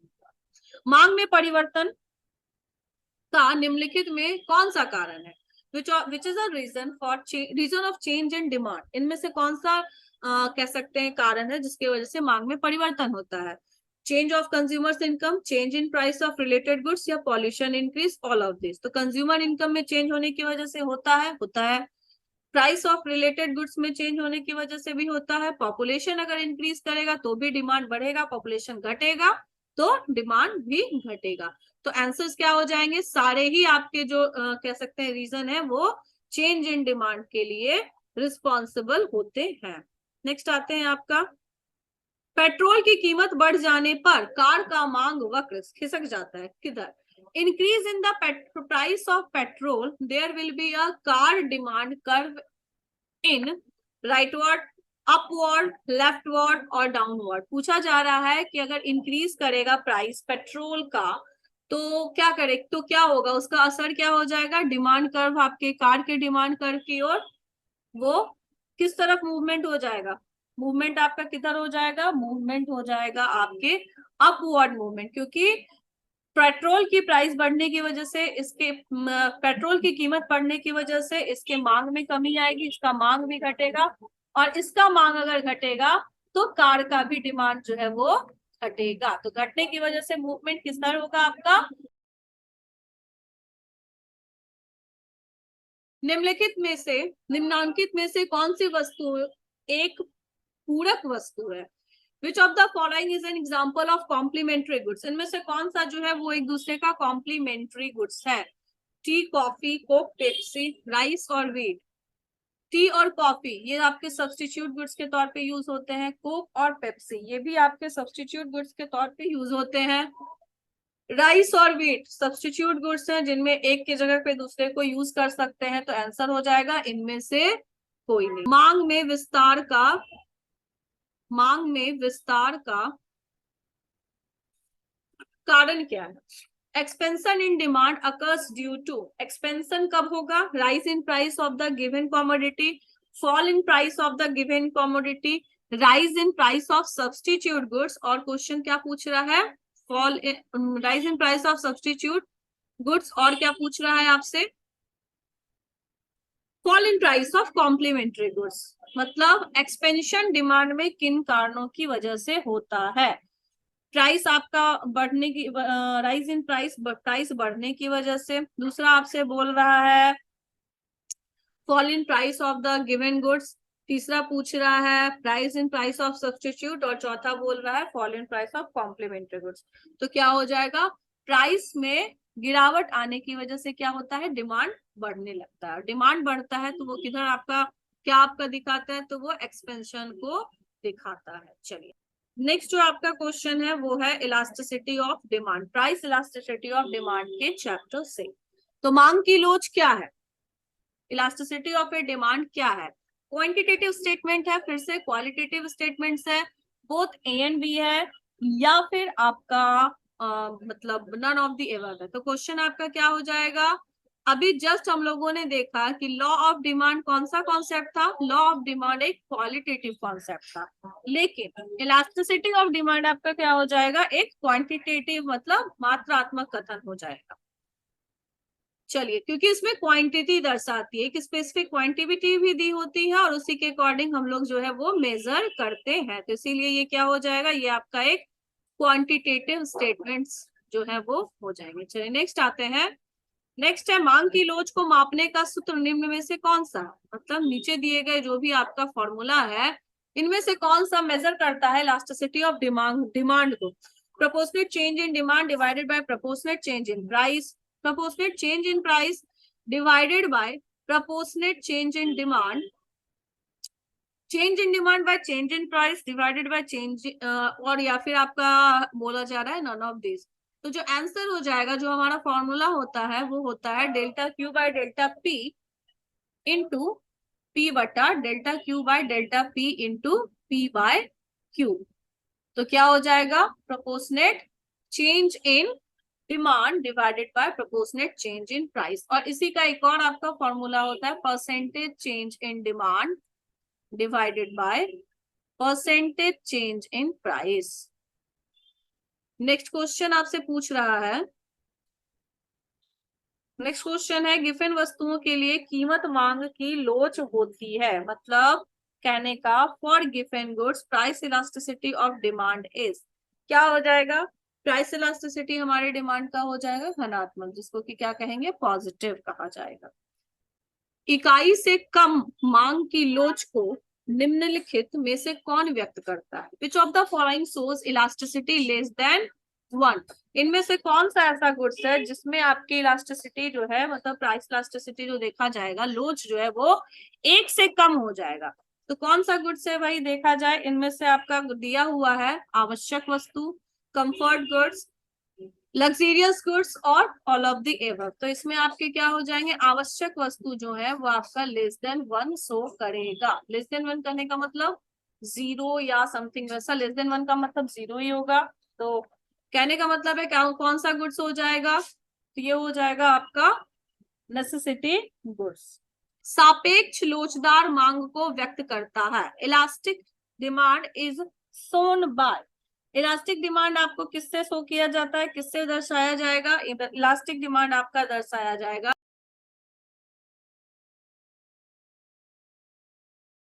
मांग की लोच मापने के लिए प्रतिशत या अनुपातिक रीति की का उत्पादन किसने किया था। मतलब जो हम लोग प्रोपोर्शनेट मेथड या परसेंटेज मेथड जो मेजर करते हैं उसके बेसिस पे, तो इलास्टिसिटी ऑफ डिमांड जो मेजर किया जाता है वो किनके द्वारा दिया गया था? तो वो जो दिया गया था वो आपके इकोनॉमिस्ट फ्लक्स के द्वारा दिया गया था। नेक्स्ट आते हैं क्वेश्चन, मांग की लोच को प्रभावित करने वाले घटक कौन से हैं? Which of the following factor affects elasticity of demand? Nature of goods, price level, income level या ऑल ऑफ दिस। मतलब मांग की लोच को, इलास्टिसिटी को कौन कौन इफेक्ट करता है? तो आपका क्या हो जाएगा इसमें, ऑल ऑफ दी अबव, क्योंकि नेचर भी इफेक्ट करता है, प्राइस लेवल भी इफेक्ट करता है, इनकम लेवल भी इफेक्ट करता है। नेक्स्ट क्वेश्चन आपसे पूछा जा रहा है, मांग की लोच कितने प्रकार की होती है? How many types elasticity of demand has? तो टोटल 5 टाइप्स आपके होते हैं। आवश्यक वस्तुओं की मांग की लोच, elasticity of demand for necessities is, क्या हो जाएगा आपका, elasticity of demand for necessities is, ये हो जाएगा आपका नेसेसिटी डिमांड का 0 हो जाता है, क्योंकि प्राइस में बढ़ने या घटने की वजह से आपका डिमांड पे किसी भी तरह का असर नहीं पड़ता है। मांग की कीमत लोच से अभिप्राय है। प्राइस इलास्टिसिटी ऑफ डिमांड का क्या मतलब है, change in demand due to change in price, change in demand, change in real income, change in price. Price elasticity of demand में हम लोग डिमांड में जो चेंज होता है किस कारणों की वजह से, प्राइस में चेंज होने के कारणों की वजह से उसको मेजर करेंगे। तो ऑप्शन क्या आ जाएगा, ऑप्शन हो जाएगा नंबर ए हमारा, कि यदि किसी वस्तु के मूल्य में 40% परिवर्तन के कारण मांग में 60% परिवर्तन होती है तो मांग की लोच क्या होगी। क्वेश्चन बोल रहा है demand for a goods change by 60% due to 40% change in price, the elasticity of demand is. Question में क्या पूछा कि हम लोगों ने एक अभी जस्ट फॉर्मूला पढ़ा था, percentage change in demand divided by percentage change in price. और जैसा कि हम लोग जानते हैं यहाँ पे नेगेटिव साइन होता है, क्योंकि प्राइस और डिमांड के बीच का जो रिलेशन है कैसा है, नेगेटिव है। मतलब एक के बढ़ने पे दूसरा घटता है और दूसरे के बढ़ने पे पहला घटता है। आते हैं इसमें, तो परसेंटेज चेंज इन आपका कितना दिया हुआ है, डिमांड कितने से दे रहा है चेंज, आपका 60% से चेंज हो रहा है, ठीक है 60। अब आते हैं आपका, बोल रहा है प्राइस कितने से चेंज हो रहा है भाई, तो प्राइस 40% से चेंज हो रहा है। परसेंटेज तो आगे में आपका ये माइनस रहेगा ही। चेंज बोल रहा है, कोई इंक्रीज कर रहा है, डिक्रीज कर रहा है, किसी चीज के बारे में चर्चा नहीं है, सिर्फ चेंज बोल रहा है, तो ठीक है माइनस का साइन आगे में रहेगा। इसको कट करने के बाद आपका जो आएगा वो 1.5 आएगा, लेकिन 1.5 किस फॉर्मेट में आएगा? माइनस के फॉर्मेट में। तो आंसर आपका क्या हो जाएगा? बी। नेक्स्ट क्वेश्चन बोल रहा है एक त्रिजुरेखी मांग वक्र के मध्य बिंदु पर मांग की लोच क्या होगी? The elasticity of demand at the mid point of a straight line of demand curve क्या हो जाएगा? विल बी जीरो होगा, विल बी यूनिटी होगा, विल बी इंफिनिटी होगा, या नन ऑफ दिस? तो जो होगा वो आपका आंसर है number B, will be unity. मतलब ईडी इज इक्वल टू क्या हो जाएगा इसका sign? ED is equal to 1। Next question की तरफ बढ़ते हैं। For luxurious goods of the demand, for luxurious goods the demand is क्या हो जाएगा? मतलब कहने का क्वेश्चन आपसे क्या पूछ रहा है? क्वेश्चन आपसे पूछ रहा है कि विलासिता वस्तुओं की मांग कैसी होगी? परफेक्टली इनइलास्टिक है, इलास्टिक है, हाईली इलास्टिक है, या परफेक्टली इन इलास्टिक है? तो जो मांग होगी, लोच होगी, उसका आपका कैसा होगा? हाईली इलास्टिक होगा।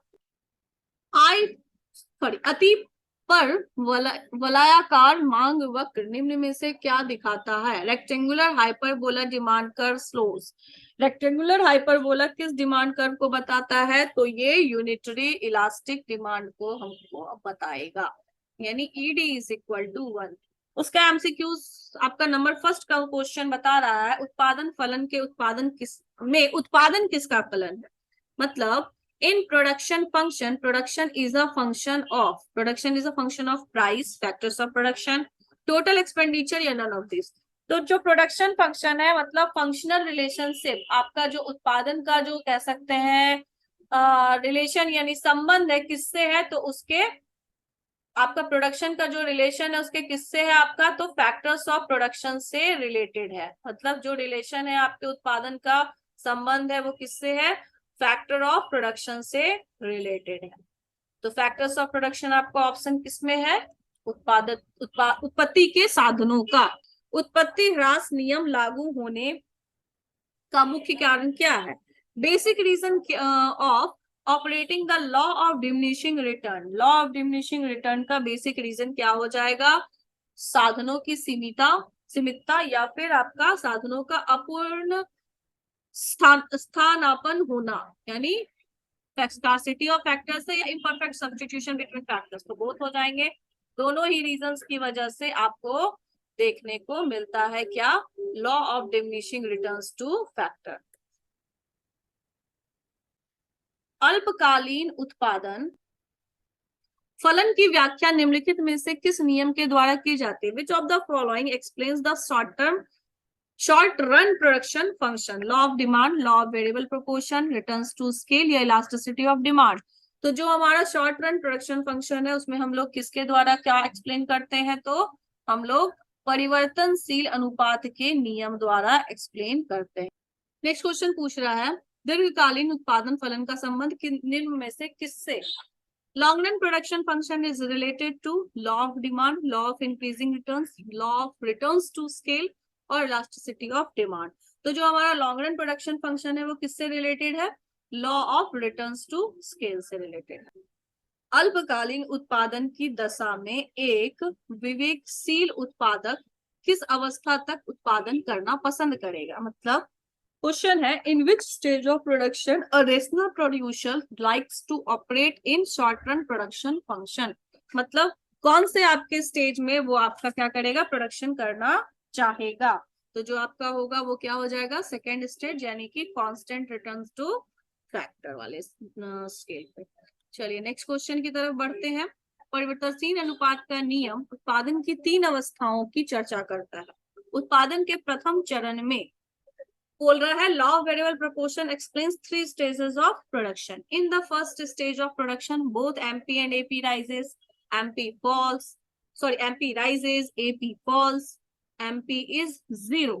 क्वेश्चन पूछ रहा है कि कंडीशंस आपका क्या हो जाएगा? तो क्या हो जाएगा? दोनों एमपी और एपी मतलब मार्जिनल प्रोडक्ट और एवरेज प्रोडक्ट दोनों किस डायरेक्शन में जा रहे होते हैं? तो राइज कर रहे होते हैं। वह कौन सा समय है जिसमें उत्पादन के सभी साधन परिवर्तित किए जा सकते हैं? At what time which time all the factors of production में बी चेंज, कौन से ऐसे काल है जिसमें सारे चेंज कर लिए जा सकते हैं, तो क्या हो जाएगा, आपका आंसर हो जाएगा लॉन्ग रन में। ठीक है, नेक्स्ट आते हैं आपके उत्पादन फलन को व्यक्त करता है, मतलब प्रोडक्शन फंक्शन इनमें से कौन सा एक्सप्रेस करता है, तो प्रोडक्शन फंक्शन आपका एक्सप्रेस करता है B number, Q X is equal to F under bracket A B C D. यहाँ जो ए बी सी डी है वो आपके फैक्टर्स ऑफ प्रोडक्शन को दर्शा रहा है। यहाँ जो आपका ए बी सी डी है वो किसको दर्शा रहा है, वो फैक्टर्स ऑफ प्रोडक्शन को दर्शा रहा है। ठीक है, तो चलिए, तो आंसर क्या हो जाएगा हमारा बी। नेक्स्ट क्वेश्चन की तरफ हम लोग बढ़ते हैं। Which factors among following we find in short run production process, कालीन उत्पादन प्रक्रिया में निम्नलिखित में से कौन से साधन होते हैं, स्थिर साधन, परिवर्तनशील साधन, बोथ ए एंड बी और none of this, fix factors, variable factors, both A and B, none of this. तो कौन कौन से होते हैं, फिक्स्ड भी होते हैं और वेरिएबल्स भी होते हैं, मतलब ए और बी दोनों होते हैं। नेक्स्ट क्वेश्चन में आपसे पूछा जा रहा है, जो वक्र पहले बढ़ता है फिर स्थिर होकर घटना आरंभ करता है वह कौन सा वक्र कहलाता है, a curve which rises first and starts declining after that is called, वैसा आपका कौन सा वक्र हो जाएगा, वो हो जाएगा एपीपी भी है, एमपीपी भी है, टीपी, सारे जो है वो पहले आपके बढ़ते हैं और उसके बाद जो है वो डिक्लाइन करना शुरू होते हैं। उत्पादन के साधन क्या है, with what is या what are the factors of production, land, capital, labor, all of these question आपका क्या आंसर क्या है, all of these, सारे ही आपके factors of production होते हैं। नेक्स्ट क्वेश्चन बोल रहा है law of variable proportion is related to, variable proportion हमारा लॉ जो है वो किससे संबंधित है, both short run long run, short run long run या वेरी लॉन्ग रन, तो जो है हमारा वेरिएबल प्रोपोर्शन किससे रिलेटेड है, वही तो शॉर्ट रन से रिलेटेड है। लॉन्ग रन से क्या रिलेटेड है, लॉन्ग रन से रिलेटेड है returns to scale, long run से क्या रिलेटेड हो जाएगा, रिटर्न्स टू स्केल। सक्रिय साधन है, an active factor of production is, क्या पूछ रहा है, एक्टिव फैक्टर के बारे में पूछ रहा है, मतलब जो काम करता हुआ दिखता है, सक्रिय साधन, तो काम करता हुआ दिखता कौन है आपका, श्रम दिखता है यानी लेबर दिखता है, कैपिटल दिखता है, कैपिटल तो लगाते हैं और हम लोग हमारा प्रोडक्शन स्टार्ट करते हैं, लैंड जिसके ऊपर प्रोडक्शन, लेकिन जो काम कर रहा होता है सक्रिय कौन सा है, तो लेबर कहलाएगा। कोई दिक्कत इनमें, चलिए आगे बढ़ते हैं हम लोग।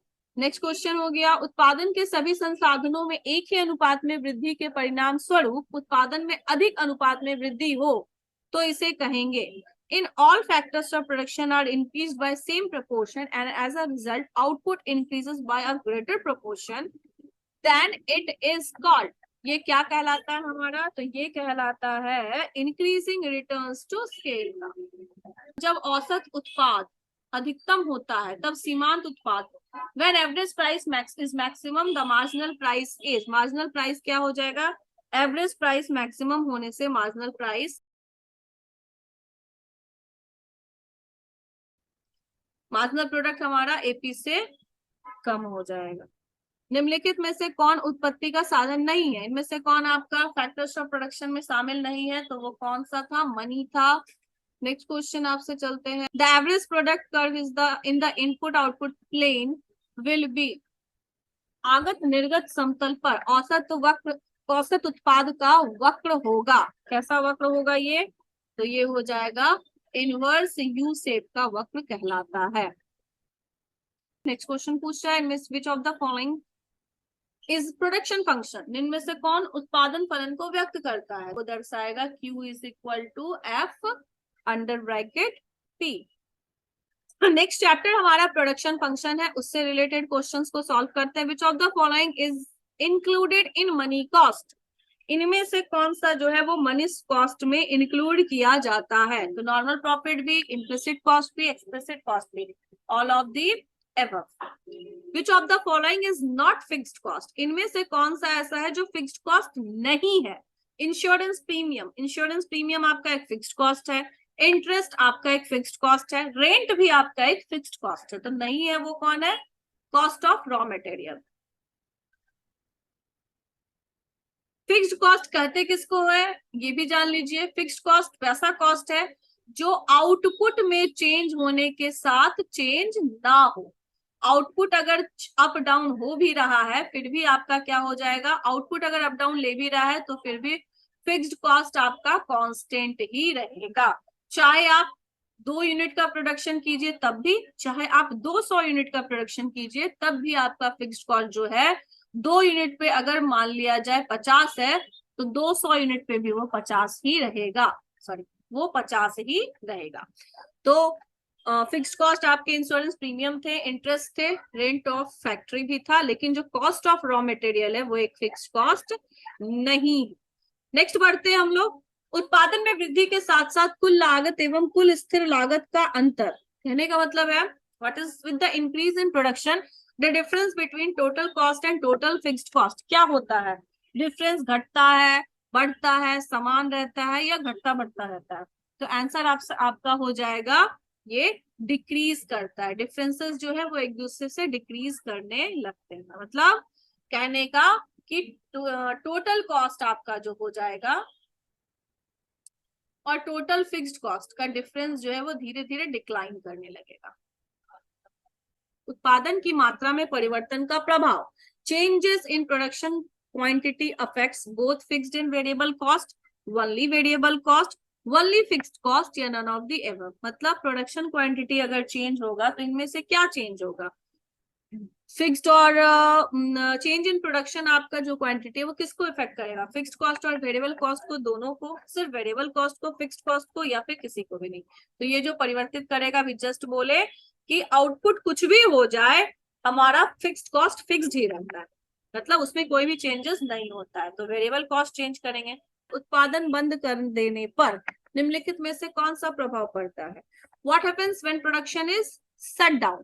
प्रोडक्शन शट डाउन होने से क्या हो जाएगा हमारा, प्रोडक्शन शट डाउन होने से वेरिएबल कॉस्ट क्या हो जाएगा, 0 हो जाएगा, क्योंकि प्रोडक्शन बंद हो गया है तो वेरिएबल कॉस्ट पे आपको नहीं लगेगा, लेकिन फिक्स्ड कॉस्ट जो है वो आपको तब भी देना होगा।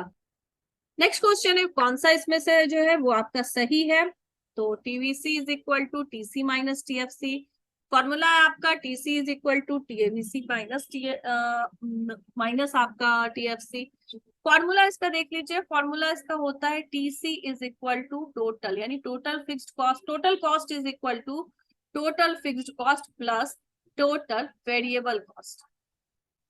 तो अगर इस क्वेश्चन आपसे पूछे कौन सा सही है, अगर टोटल फिक्स वेरिएबल कॉस्ट देखा जाए तो ये क्या हो जाएगा, इसको बराबर के इधर लेके जाइएगा तो ये माइनस में आ जाएगा। तो आंसर क्या बन जाएगा, आंसर आपका ये हो जाएगा। Average variable cost can be defined as, average variable cost को कैसे डिफाइन किया जाता है, मतलब औसत परिवर्तनशील लागत क्या होता है, कैसे डिफाइन करेंगे? तो फॉर्मूला होता है average variable cost is equal to TVC, मतलब total variable cost divided by Q. कौन सा ऑप्शन हो जाएगा, नंबर 4। नेक्स्ट क्वेश्चन की तरफ बढ़ते हैं। उत्पादन में वृद्धि के साथ साथ कुल लागत एवं कुल परिवर्तनशील लागत में अंतर, with increase in output the difference between total cost and total variable cost. अभी जस्ट हम लोग क्वेश्चन किए थे, क्या हो जाएगा, ये डिक्रीज करेगा। तो नंबर ए ऑप्शन हो जाएगा आपका, क्या हो जाएगा, डिक्रीज करेगा। चलिए नेक्स्ट क्वेश्चन की तरफ बढ़ते हैं। अल्पकाल में उत्पादन प्रक्रिया में निम्नलिखित में से कौन से साधन होते हैं? तो which factors are used in short run production process? कौन सा फैक्टर्स यूज किया जाता है शॉर्ट रन प्रोडक्शन प्रोसेस में? Fix factors, variable factors, both A and B, none of the above. अभी जस्ट बताया कि शॉर्ट रन प्रोडक्शन फंक्शन जो है उसमें दोनों फैक्टर आपके मौजूद होते हैं, मतलब फिक्स फैक्टर्स भी होते हैं और वेरिएबल फैक्टर्स भी मौजूद होते हैं। तो जो आंसर होगा वो आपका कौन सा हो जाएगा, number C option, both A and B.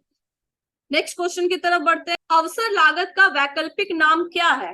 The alternative name of opportunity cost is, opportunity cost को क्या कहा जाता है? अपॉर्चुनिटी कॉस्ट को कहा जाता है इकोनॉमिक कॉस्ट। अपॉर्चुनिटी कॉस्ट को कहा जाता है इकोनॉमिक कॉस्ट। जब औसत लागत घट रही हो तो सीमांत लागत और औसत लागत की तुलना में कितनी होती है? When average cost is declining, average cost जब आपका डिक्लाइन कर रहा होता है, what status marginal cost has an compare to average cost? एवरेज कॉस्ट से वो क्या हो जाएगा, कम होगा, बराबर होगा, कम, या फिर आपका नॉट इक्वल टू होगा, क्या हो जाएगा? तो आंसर आपका हो जाएगा सो मतलब नंबर थर्ड ऑप्शन हो जाएगा, जो कि आपका क्या बताएगा, स्मॉलर देन या इक्वल टू होगा। Which statement of the following is true? कौन सा स्टेटमेंट इसमें आपका ट्रू है? तो average cost is equal to क्या होता है, एवरेज फिक्स्ड कॉस्ट भी होता है और एवरेज वेरिएबल कॉस्ट, दोनों को इंक्लूड करने पे आपका एवरेज कॉस्ट जो है वो फाइंड आउट किया जाता है। नेक्स्ट क्वेश्चन की तरफ बढ़ते हैं। क्वेश्चन पूछ रहा है what is an opportunity cost? Opportunity cost किसको कहा जाता है? The alternative foregone, the opportunity cost, transfer earning या ऑल ऑफ द एबव। तो क्या हो जाएगा, सारे को बोला जाता है, तो क्या हो गया आपका all of the above answer हो जाएगा। नेक्स्ट क्वेश्चन की तरफ बढ़ते हैं। औसत लागत वक्र का आकार होता है shape of average cost curve, U shaped का हो जाएगा। ये सारा आपका क्लियर होना चाहिए। उत्पादन की 5 इकाइयों की औसत स्थिर लागत 20 है, 5 इकाइयों की औसत परिवर्तित लागत 40 है। 5 इकाइयों की औसत लागत क्या होगी, मतलब बोल रहा है, क्वेश्चन आपसे पूछ रहा है average fixed cost at 5 unit of output is 20, average variable cost at 5 unit of output is 40। तो एवरेज कॉस्ट क्या हो जाएगा, अभी जस्ट हम लोगों ने देखा average cost is equal to क्या होता है, average fixed cost plus average variable cost होता है। 5 यूनिट पे ही पूछ रहा है, सेम है, तो फिक्स्ड कॉस्ट कितना है भाई, फिक्स्ड कॉस्ट है मेरा 20 और वेरिएबल कॉस्ट कितना है, वेरिएबल कॉस्ट है मेरा 40, तो दोनों को मिला के कितना हो जाएगा 60। तो आंसर क्या बनेगा आपका, नंबर फोर्थ ऑप्शन इसका आपका आंसर बनेगा। क्वेश्चन पूछा आपसे when the total fixed cost of producing 100 unit is 30 and the average variable cost is 3, total cost is, question क्या पूछा आपसे, जब 100 इकाई उत्पादन करने की कुल स्थिर लागत 30 हो और औसत परिवर्तित लागत 3 हो, तो कुल लागत कितनी होगी? कितना बोल रहा है, 30 ही आपका बता रहा है। टोटल फिक्स्ड कॉस्ट के बारे में बताया, कितना दिया हुआ है total fixed cost, 100 unit produce करने का दिया हुआ है। टोटल फिक्स्ड कॉस्ट आपका 100 यूनिट प्रोड्यूस करने का दिया हुआ है, कितना भाई, 100 यूनिट प्रोड्यूस करने का 30 रुपया है, ठीक है, ये 100 यूनिट प्रोड्यूस करने का है, ध्यान रखिएगा, ये 30 रुपया है, ठीक है। बोल रहा है एवरेज वेरिएबल कॉस्ट, यानी AVC दिया हुआ है, कितने से, 3 रुपया दिया हुआ है। यूनिट कितना दिया हुआ है मुझे, यूनिट दिया हुआ है 100, ठीक है, और ये एवरेज वेरिएबल कॉस्ट कितना दिया हुआ है, 3 रुपया, और यूनिट कितना दिया हुआ है, ये दिया हुआ है कितना, 100 यूनिट दिया हुआ है। TVC हमको क्या निकालना है, मुझे टोटल कॉस्ट निकालना है। टोटल कॉस्ट बराबर क्या होता है, total fixed cost plus total variable cost. Fixed cost तो आपको यहाँ से 30 रुपया आ जाएगा, ये 30 रुपया। वेरिएबल अब चाहिए टोटल वेरिएबल कॉस्ट ना, टोटल वेरिएबल कॉस्ट निकालने के लिए यहाँ आपको TVC बराबर ABC इंटू क्या होता है, Q होता है TVC बराबर ABC इंटू Q होता है, यानी कितना हो गया, ये तो हो गया आपका ₹3 और ये हो गया आपका 100, यानी कितना से हो गया 300, यानी यहाँ पे TVC कितने से आ जाएगी, 300 से आ जाएगी, तो कितने से हो गई, और 330 से हो गई, कोई दिक्कत। नेक्स्ट आगे बढ़ते हैं। औसत स्थिर लागत वक्र, एवरेज फिक्स्ड कॉस्ट कर्व क्या होगा, is a straight line parallel to x axis, is a straight line parallel to y axis, falls as more units are produced, rises as more units are produced। तो क्या हो जाएगा answer इसका, falls as more units are produced, decline करेगा, गिरेगा जैसे जैसे हम लोग मात्रा में, उत्पादन की मात्रा में बढ़ोतरी करते हुए जाएंगे। तो निम्नलिखित में से सीमांत लागत की गणना करने के लिए कौन सा सूत्र सही है, which of the following formula is correct for calculating marginal cost. Marginal cost calculate करने के लिए क्या हो जाएगा, फॉर्मूला हो जाएगा TCN-1। चलिए नेक्स्ट क्वेश्चन बढ़ते हैं। नेक्स्ट क्वेश्चन अब आपका जो चैप्टर होगा वो रेवेन्यू के से आपका रेवेन्यू चैप्टर से आपका क्वेश्चन होगा। रेवेन्यू चैप्टर के बारे में देख लेते हैं। एआर क्या बता रहा होता है, एआर क्या बता रहा होता है, तो एआर हमें बता रहा होता है टीआर बता क्यू, यानी टोटल रेवेन्यू को जब क्वांटिटी से डिवाइड करेंगे तब एवरेज रेवेन्यू निकलता है। नेक्स्ट क्वेश्चन आपसे बोला जा रहा है एमआर क्या बता रहा होता है, उसी तरह एमआर का फॉर्मूला होता है delta TR divided by delta Q. किस बाजार में एआर वक्र एक्स एक्सिस के एक्स अक्ष के समानांतर होता है, in which market AR curve is parallel to X axis. तो जो हमारा परफेक्ट कंपटीशन है वो उसमें हमारा एआर कर्व जो है वो कुछ इस तरह का होता है, इसी को एवरेज रेवेन्यू और प्राइस लाइन भी बोला जाता है। चलिए नेक्स्ट क्वेश्चन की तरफ आते हैं। नेक्स्ट क्वेश्चन आपसे पूछ रहा है which of the following is a true statement, निम्नलिखित में से कौन सा कथन सही है। बोल रहा है AR indicates price, AR and demand curve are the same, तो सही है, बोथ ए एंड बी आपका दोनों जो है वो सही है। नेक्स्ट क्वेश्चन बता रहा है निम्नलिखित में से इन विच मार्केट एमआर में बिकम जीरो और नेगेटिव, मतलब इनमें से कौन सा मार्केट है जिसमें आपका मार्जिनल रेवेन्यू, मतलब निम्नलिखित में से किस बाजार दशा में सीमांत आगम मार्जिनल रेवेन्यू शून्य अथवा ऋणात्मक हो सकता है, तो कौन सा मार्केट हो जाएगा, मोनोपोली भी है और मोनोपोलिस्टिक में भी है, तो आपका क्या हो जाएगा, बोथ ए एंड बी हो जाएगा। किस बाजार में AR is equal to MR होता है, कौन सा बाजार है जिसमें एआर और एमआर हो, AR is equal to MR होता है, तो वो हो जाएगा आपका परफेक्ट कंपटीशन में। चलिए नेक्स्ट क्वेश्चन की तरफ बढ़े। नेक्स्ट क्वेश्चन आपका बोल रहा है एकाधिकार एवं एकाधिकारी प्रतियोगिता में होता है, इन मोनोपोली एंड मोनोपोलिस्टिक कंपटीशन क्या होता है, एआर एमआर के बराबर होता है, एआर ग्रेटर देन एमआर होता है, एआर स्मॉलर देन एमआर होता है, या नन ऑफ दीज होता है, क्या होता है, एआर ग्रेटर देन होता है किसके, एमआर के। In which with which condition firm will get maximum profit, कहा वैसा कौन सा कंडीशन होगा जहां फर्म मैक्सिमम प्रॉफिट गेन करेगा, एमआर एमसी के बराबर हो जाए, एमसी कर्व कट करे, एमआर को नीचे से कट करे, तो क्या हो जाएगा, दोनों। इन perfect competition which of the following remains constant, इनमें से कौन सा कांस्टेंट रहता है, एआर और एमआर दोनों आपका क्या हो जाता है, कांस्टेंट हो जाता है। पूर्ण प्रतियोगिता में परफेक्ट कंपटीशन अभी जस्ट देखे, AR is equal to MR होगा। When 5 unit of goods are sold, total revenue is 100. When 6 units are sold, marginal revenue is 8. Cut price are 6 units are sold. बोला गया कि 5 इकाइयों, मतलब क्या बोला, 5 वस्तुओं की एक वस्तु की 5 इकाइयां बेचने पर कुल संप्राप्ति यानी आगम जिसको कहते हैं वो 100 है। 6 इकाइयां जब हम लोग बेचते हैं, 6 इकाइयां बेचने पे क्या बता रहा है, 6 इकाइयां बेचने पर सीमांत प्राप्ति 8 है।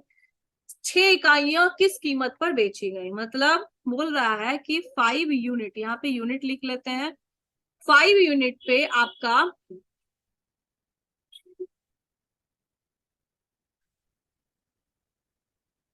क्या बोला गया, आपका 5 यूनिट, यूनिट आपका हो गया, यहाँ पे यूनिट लिख लेते हैं। 5 यूनिट पे क्या बोला गया, टोटल रेवेन्यू कितने से आ रहा है भाई, टोटल रेवेन्यू 100 से आ रहा है, ठीक है। क्या बोला, 6 यूनिट होने पे मार्जिनल रेवेन्यू जो था, मार्जिनल रेवेन्यू वो कितने का हो गया, 6 यूनिट पे मार्जिनल रेवेन्यू कितने से हो गया आपका, 6 यूनिट पे मार्जिनल रेवेन्यू हो गया 8, ठीक है। तो ये यहाँ पे ऐड हो जाएगा, ये कितना हो जाएगा, ये 108 हो जाएगा। अब बोल रहा है कि बताइए कि 6 यूनिट को कितने दर पे बेचा गया, कितने पर यूनिट पे बेचा गया, तो 108। एवरेज रेवेन्यू पूछ रहा है, एवरेज रेवेन्यू बराबर 6 यूनिट का क्या हो जाएगा, total revenue divided by Q, यानी 108 डिवाइडेड बाय 6, यानी क्या हो जाएगा, 18 पर यूनिट, यानी 100।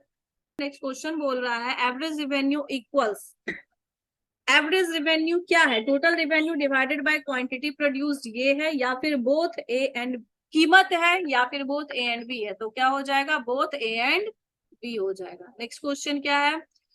Total, let total revenue be total, let TR be total revenue, Q be production quantity and N be number of units, then M R equals to. क्या बोल रहा है? अगर कुल आगम टीआर, उत्पादन मात्रा क्यू तथा एन इकाई मात्रा हो तो सीमांत आगम क्या हो जाएगा? सीमांत आगम इसका होगा TR N minus 1। Next question की तरफ बढ़ रहे हैं। नेक्स्ट क्वेश्चन है आपका, which of the following relation is correct? कौन सा रिलेशन आपका करेक्ट है? A R is equal to M R. एक फर्म एक वस्तु की कितनी भी मात्रा दी गई कीमत पर बेच सकती है, फर्म की सीमांत आगम होगी।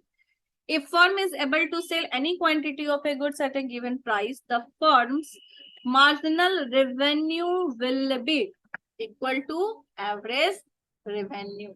नेक्स्ट क्वेश्चन आपसे पूछ रहा है, इनमें से कौन सा सही है? तो सही कौन सा हो जाएगा आपका? MRMC के बराबर होता है। MRMC के बराबर होता है। नेक्स्ट जो हम लोग क्वेश्चन करने वाले हैं चैप्टर, नेक्स्ट जिस चैप्टर का क्वेश्चन करने वाले हैं वो है आपका प्रोड्यूसर्स इक्विलिब्रियम। प्रोड्यूसर्स इक्विलिब्रियम में चेक कर लेते हैं। फर्म का इक्विलिब्रियम कब होगा? जब एमआर एमसी से बराबर होगा, जब एमआर स्मॉलर देन एमसी होगा, एमआर ग्रेटर देन एमसी होगा, MR is equal to MC होगा, दैट इज इक्वल टू 0 होगा। तो क्वेश्चन क्या हो जाएगा? जब एमआर एमसी के बराबर होगा। नेक्स्ट क्वेश्चन पूछा, which is a method of producers equilibrium? TRTC method, मतलब उत्पादक संतुलन की निम्नलिखित में से कौन सी रीतियां हैं? TRTC method, MRMC method, both A and B, none of the above. तो आंसर आपका क्या हो जाएगा? Both A and B.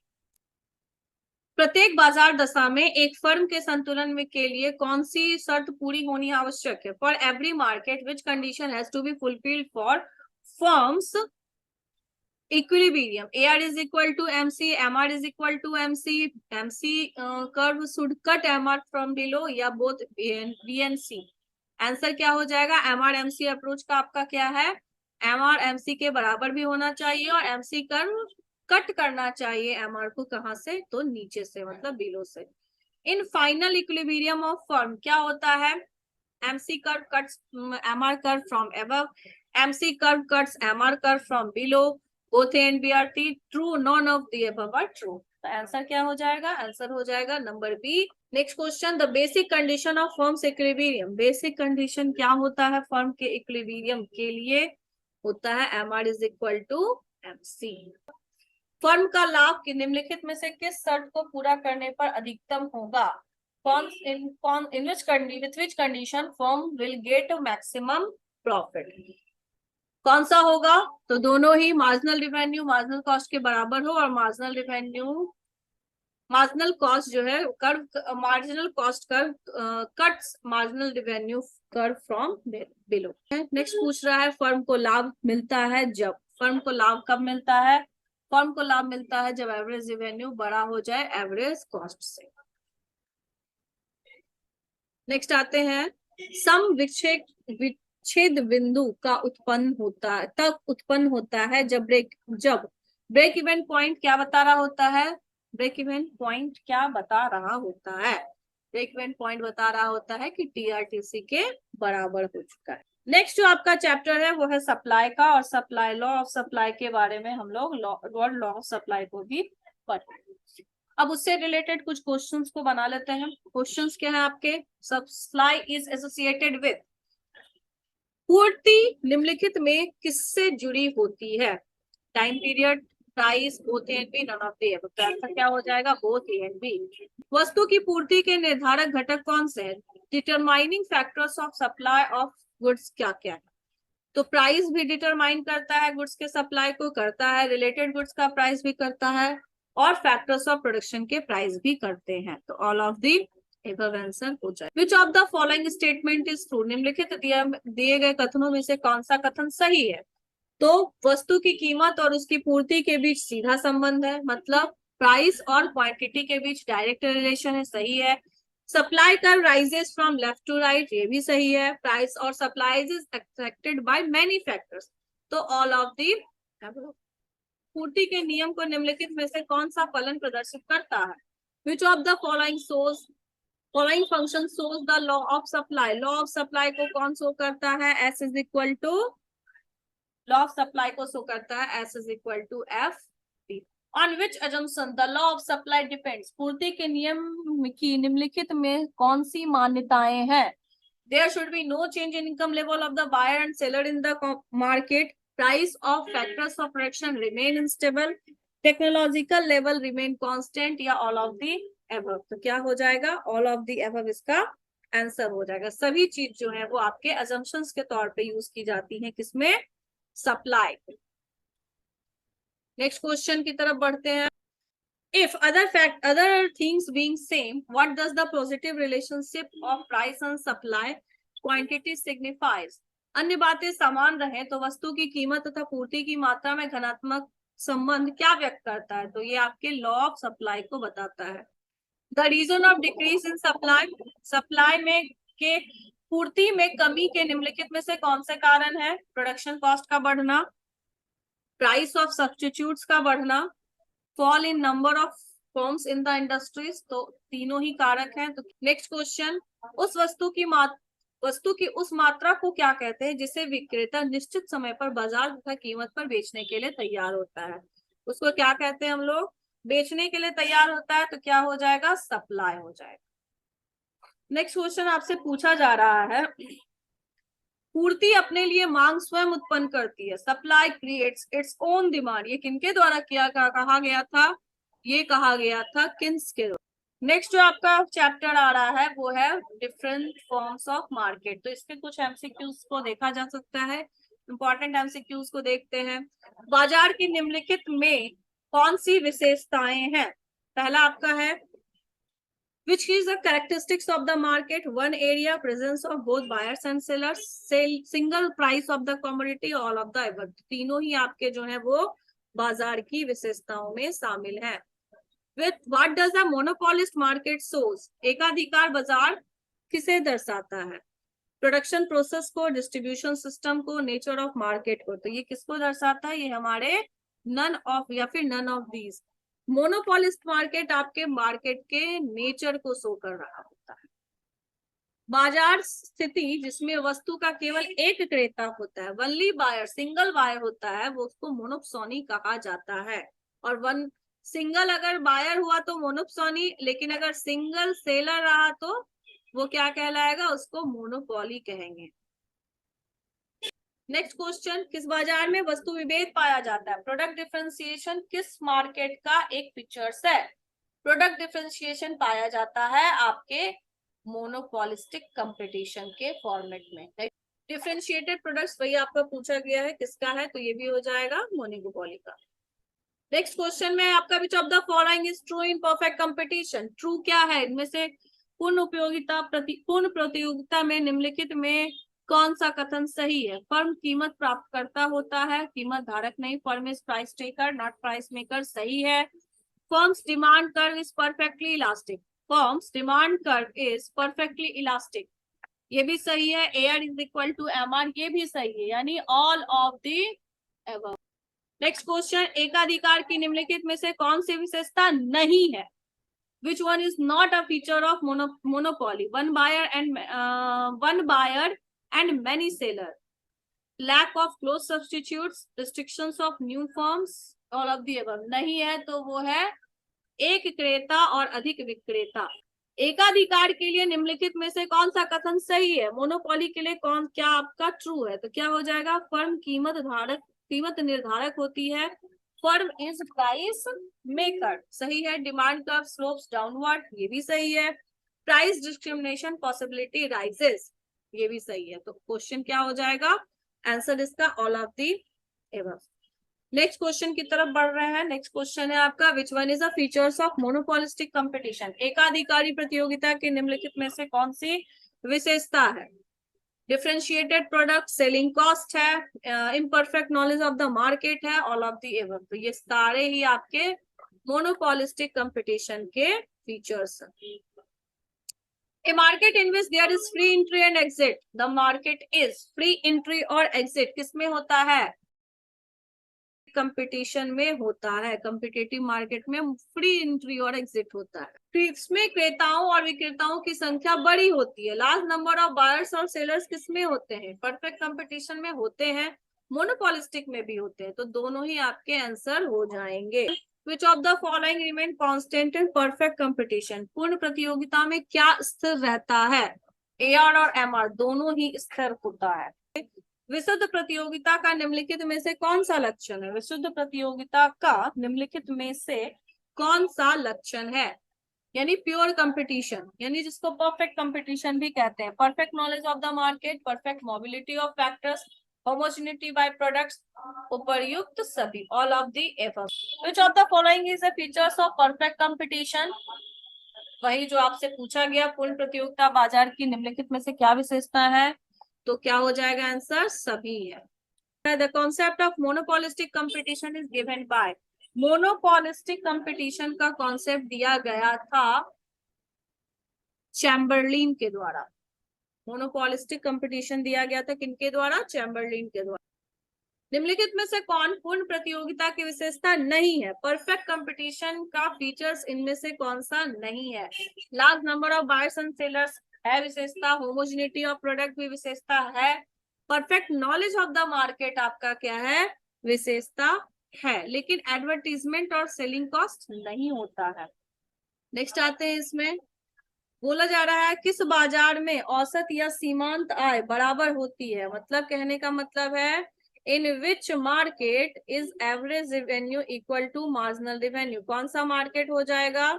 ये हो जाएगा आपका परफेक्ट कंपटीशन का मार्केट, जिसमें AR/MR के बराबर होता है।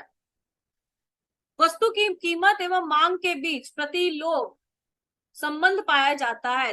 There is an inverse relationship between price and demand for product of a firm under inverse relationship किसमें पाया जाता है? प्राइस और प्रोडक्ट के बीच का। तो ये कौन सा हो जाएगा? एकाधिकार, यानी बोथ अंदर मोनोपोली और मोनोपोलिस्टिक दोनों में ही पाए जाएंगे। डिफरेंशिएटेड प्रोडक्ट किसका कैरेक्टरिस्टिक्स है? समरूप उत्पाद विशेषता है। Homogeneous product is a characteristics of, किसका है भाई? होमोजेनियस प्रोडक्ट आपका एक कैरेक्टरिस्टिक्स है परफेक्ट कंपटीशन का। वो है in which market demand curve of a firm is perfectly elastic. किस बाजार में फर्म का मांग वक्र पूर्ण लोचदार है? तो वो क्या हो जाएगा? वो हो जाएगा परफेक्ट कंपटीशन में। नेक्स्ट आते हैं मार्केट इक्विलिब्रियम। अब आपका जो नेक्स्ट है वो है मार्केट इक्विलिब्रियम का। आते हैं इसमें what factor determines equilibrium price. कौन से फैक्टर्स हैं जो इक्विलिब्रियम प्राइस को, यानी कि संतुलन कीमत की निर्धारक घटक निम्नलिखित में से कौन से हैं? तो क्या हो जाएगा? Demand for commodity, supply of commodity, both A and B, and none of the above.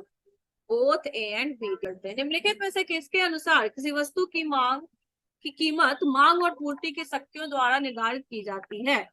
ये किनके द्वारा कहा गया था? ये कहा गया था मार्शल के द्वारा। कीमत उस बिंदु पर निर्धारित होती है, कीमत उस बिंदु पर निर्धारित होती है जहां a price of a commodity is determined at a point where demand equals to supply। Next question है आपका, पूर्ण प्रतियोगी बाजार के लिए निम्नलिखित में से कौन सा कथन सही है? पूर्ण प्रतियोगी बाजार यानी what is true for perfect competition market? Price is determined by both demand and supply forces. Price is determined by the industry.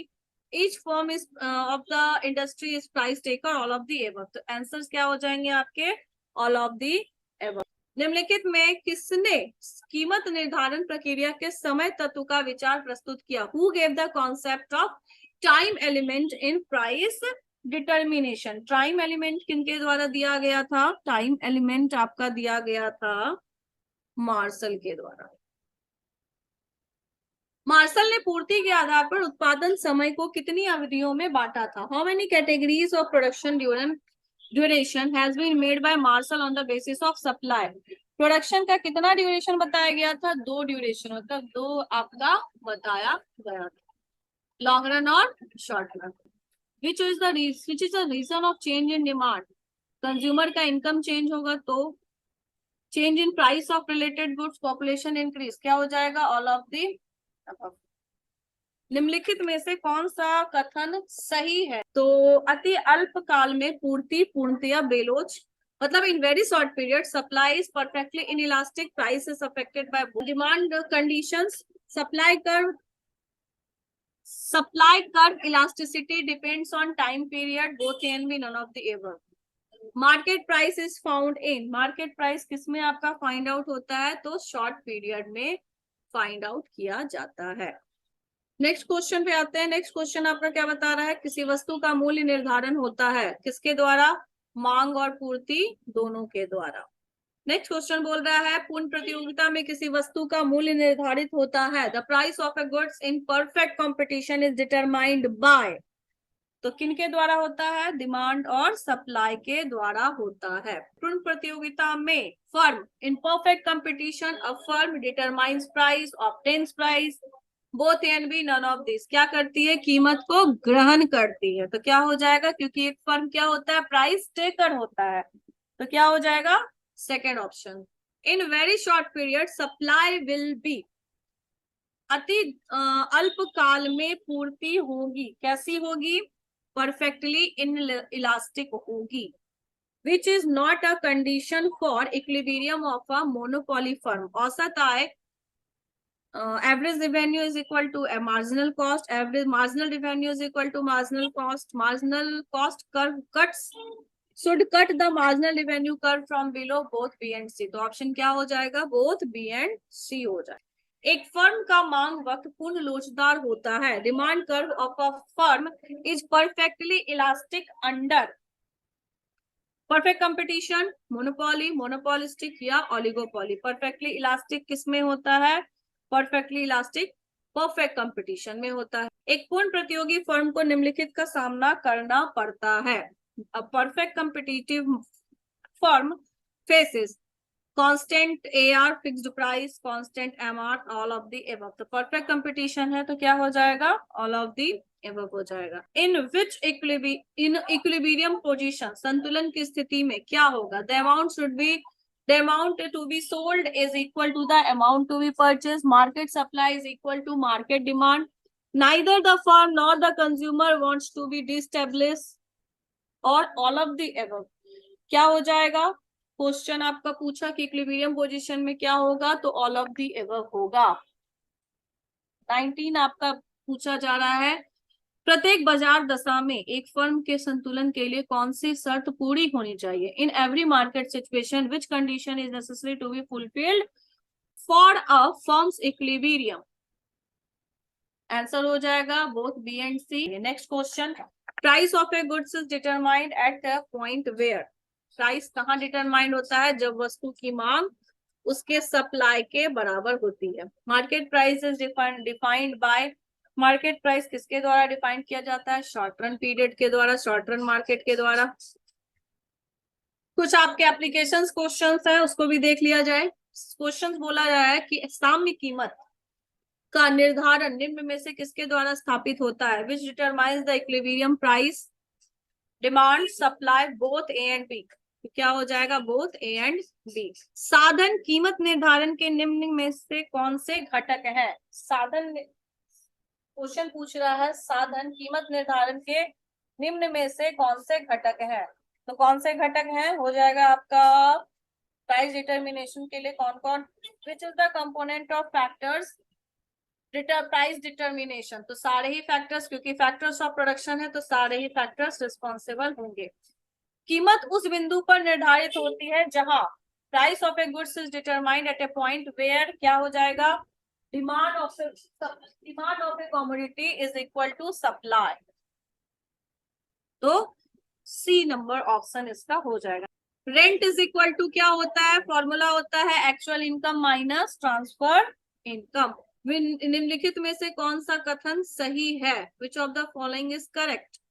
Labour demand comes from the producer, demand of the labor depends on its productivity, marginal product of labor is its maximum wages, या all of the above। तो इसका answer हो जाएगा all of the above।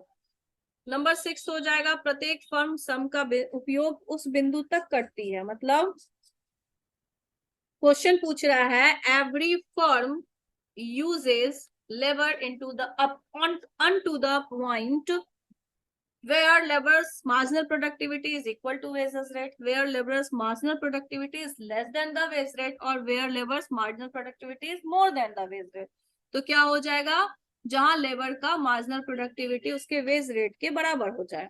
Next question, सरकार द्वारा उच्चतम निर्धारित कीमत तय की जाती है। गवर्नमेंट प्राइस सीलिंग जो है वो किस पे किया जाता है, नेसेसरी गुड्स पे किया जाता है, इसको मार्केट प्राइस से कम रखा जाता है, सही है, और ताकि ये सभी लोगों तक पहुंच सके। तो क्या हो जाएगा, ऑल ऑफ दी एवर। तो ये कुछ आपके एमसीक्यूज क्वेश्चंस थे जो कि आपके एग्जामिनेशन पॉइंट से इंपॉर्टेंट है।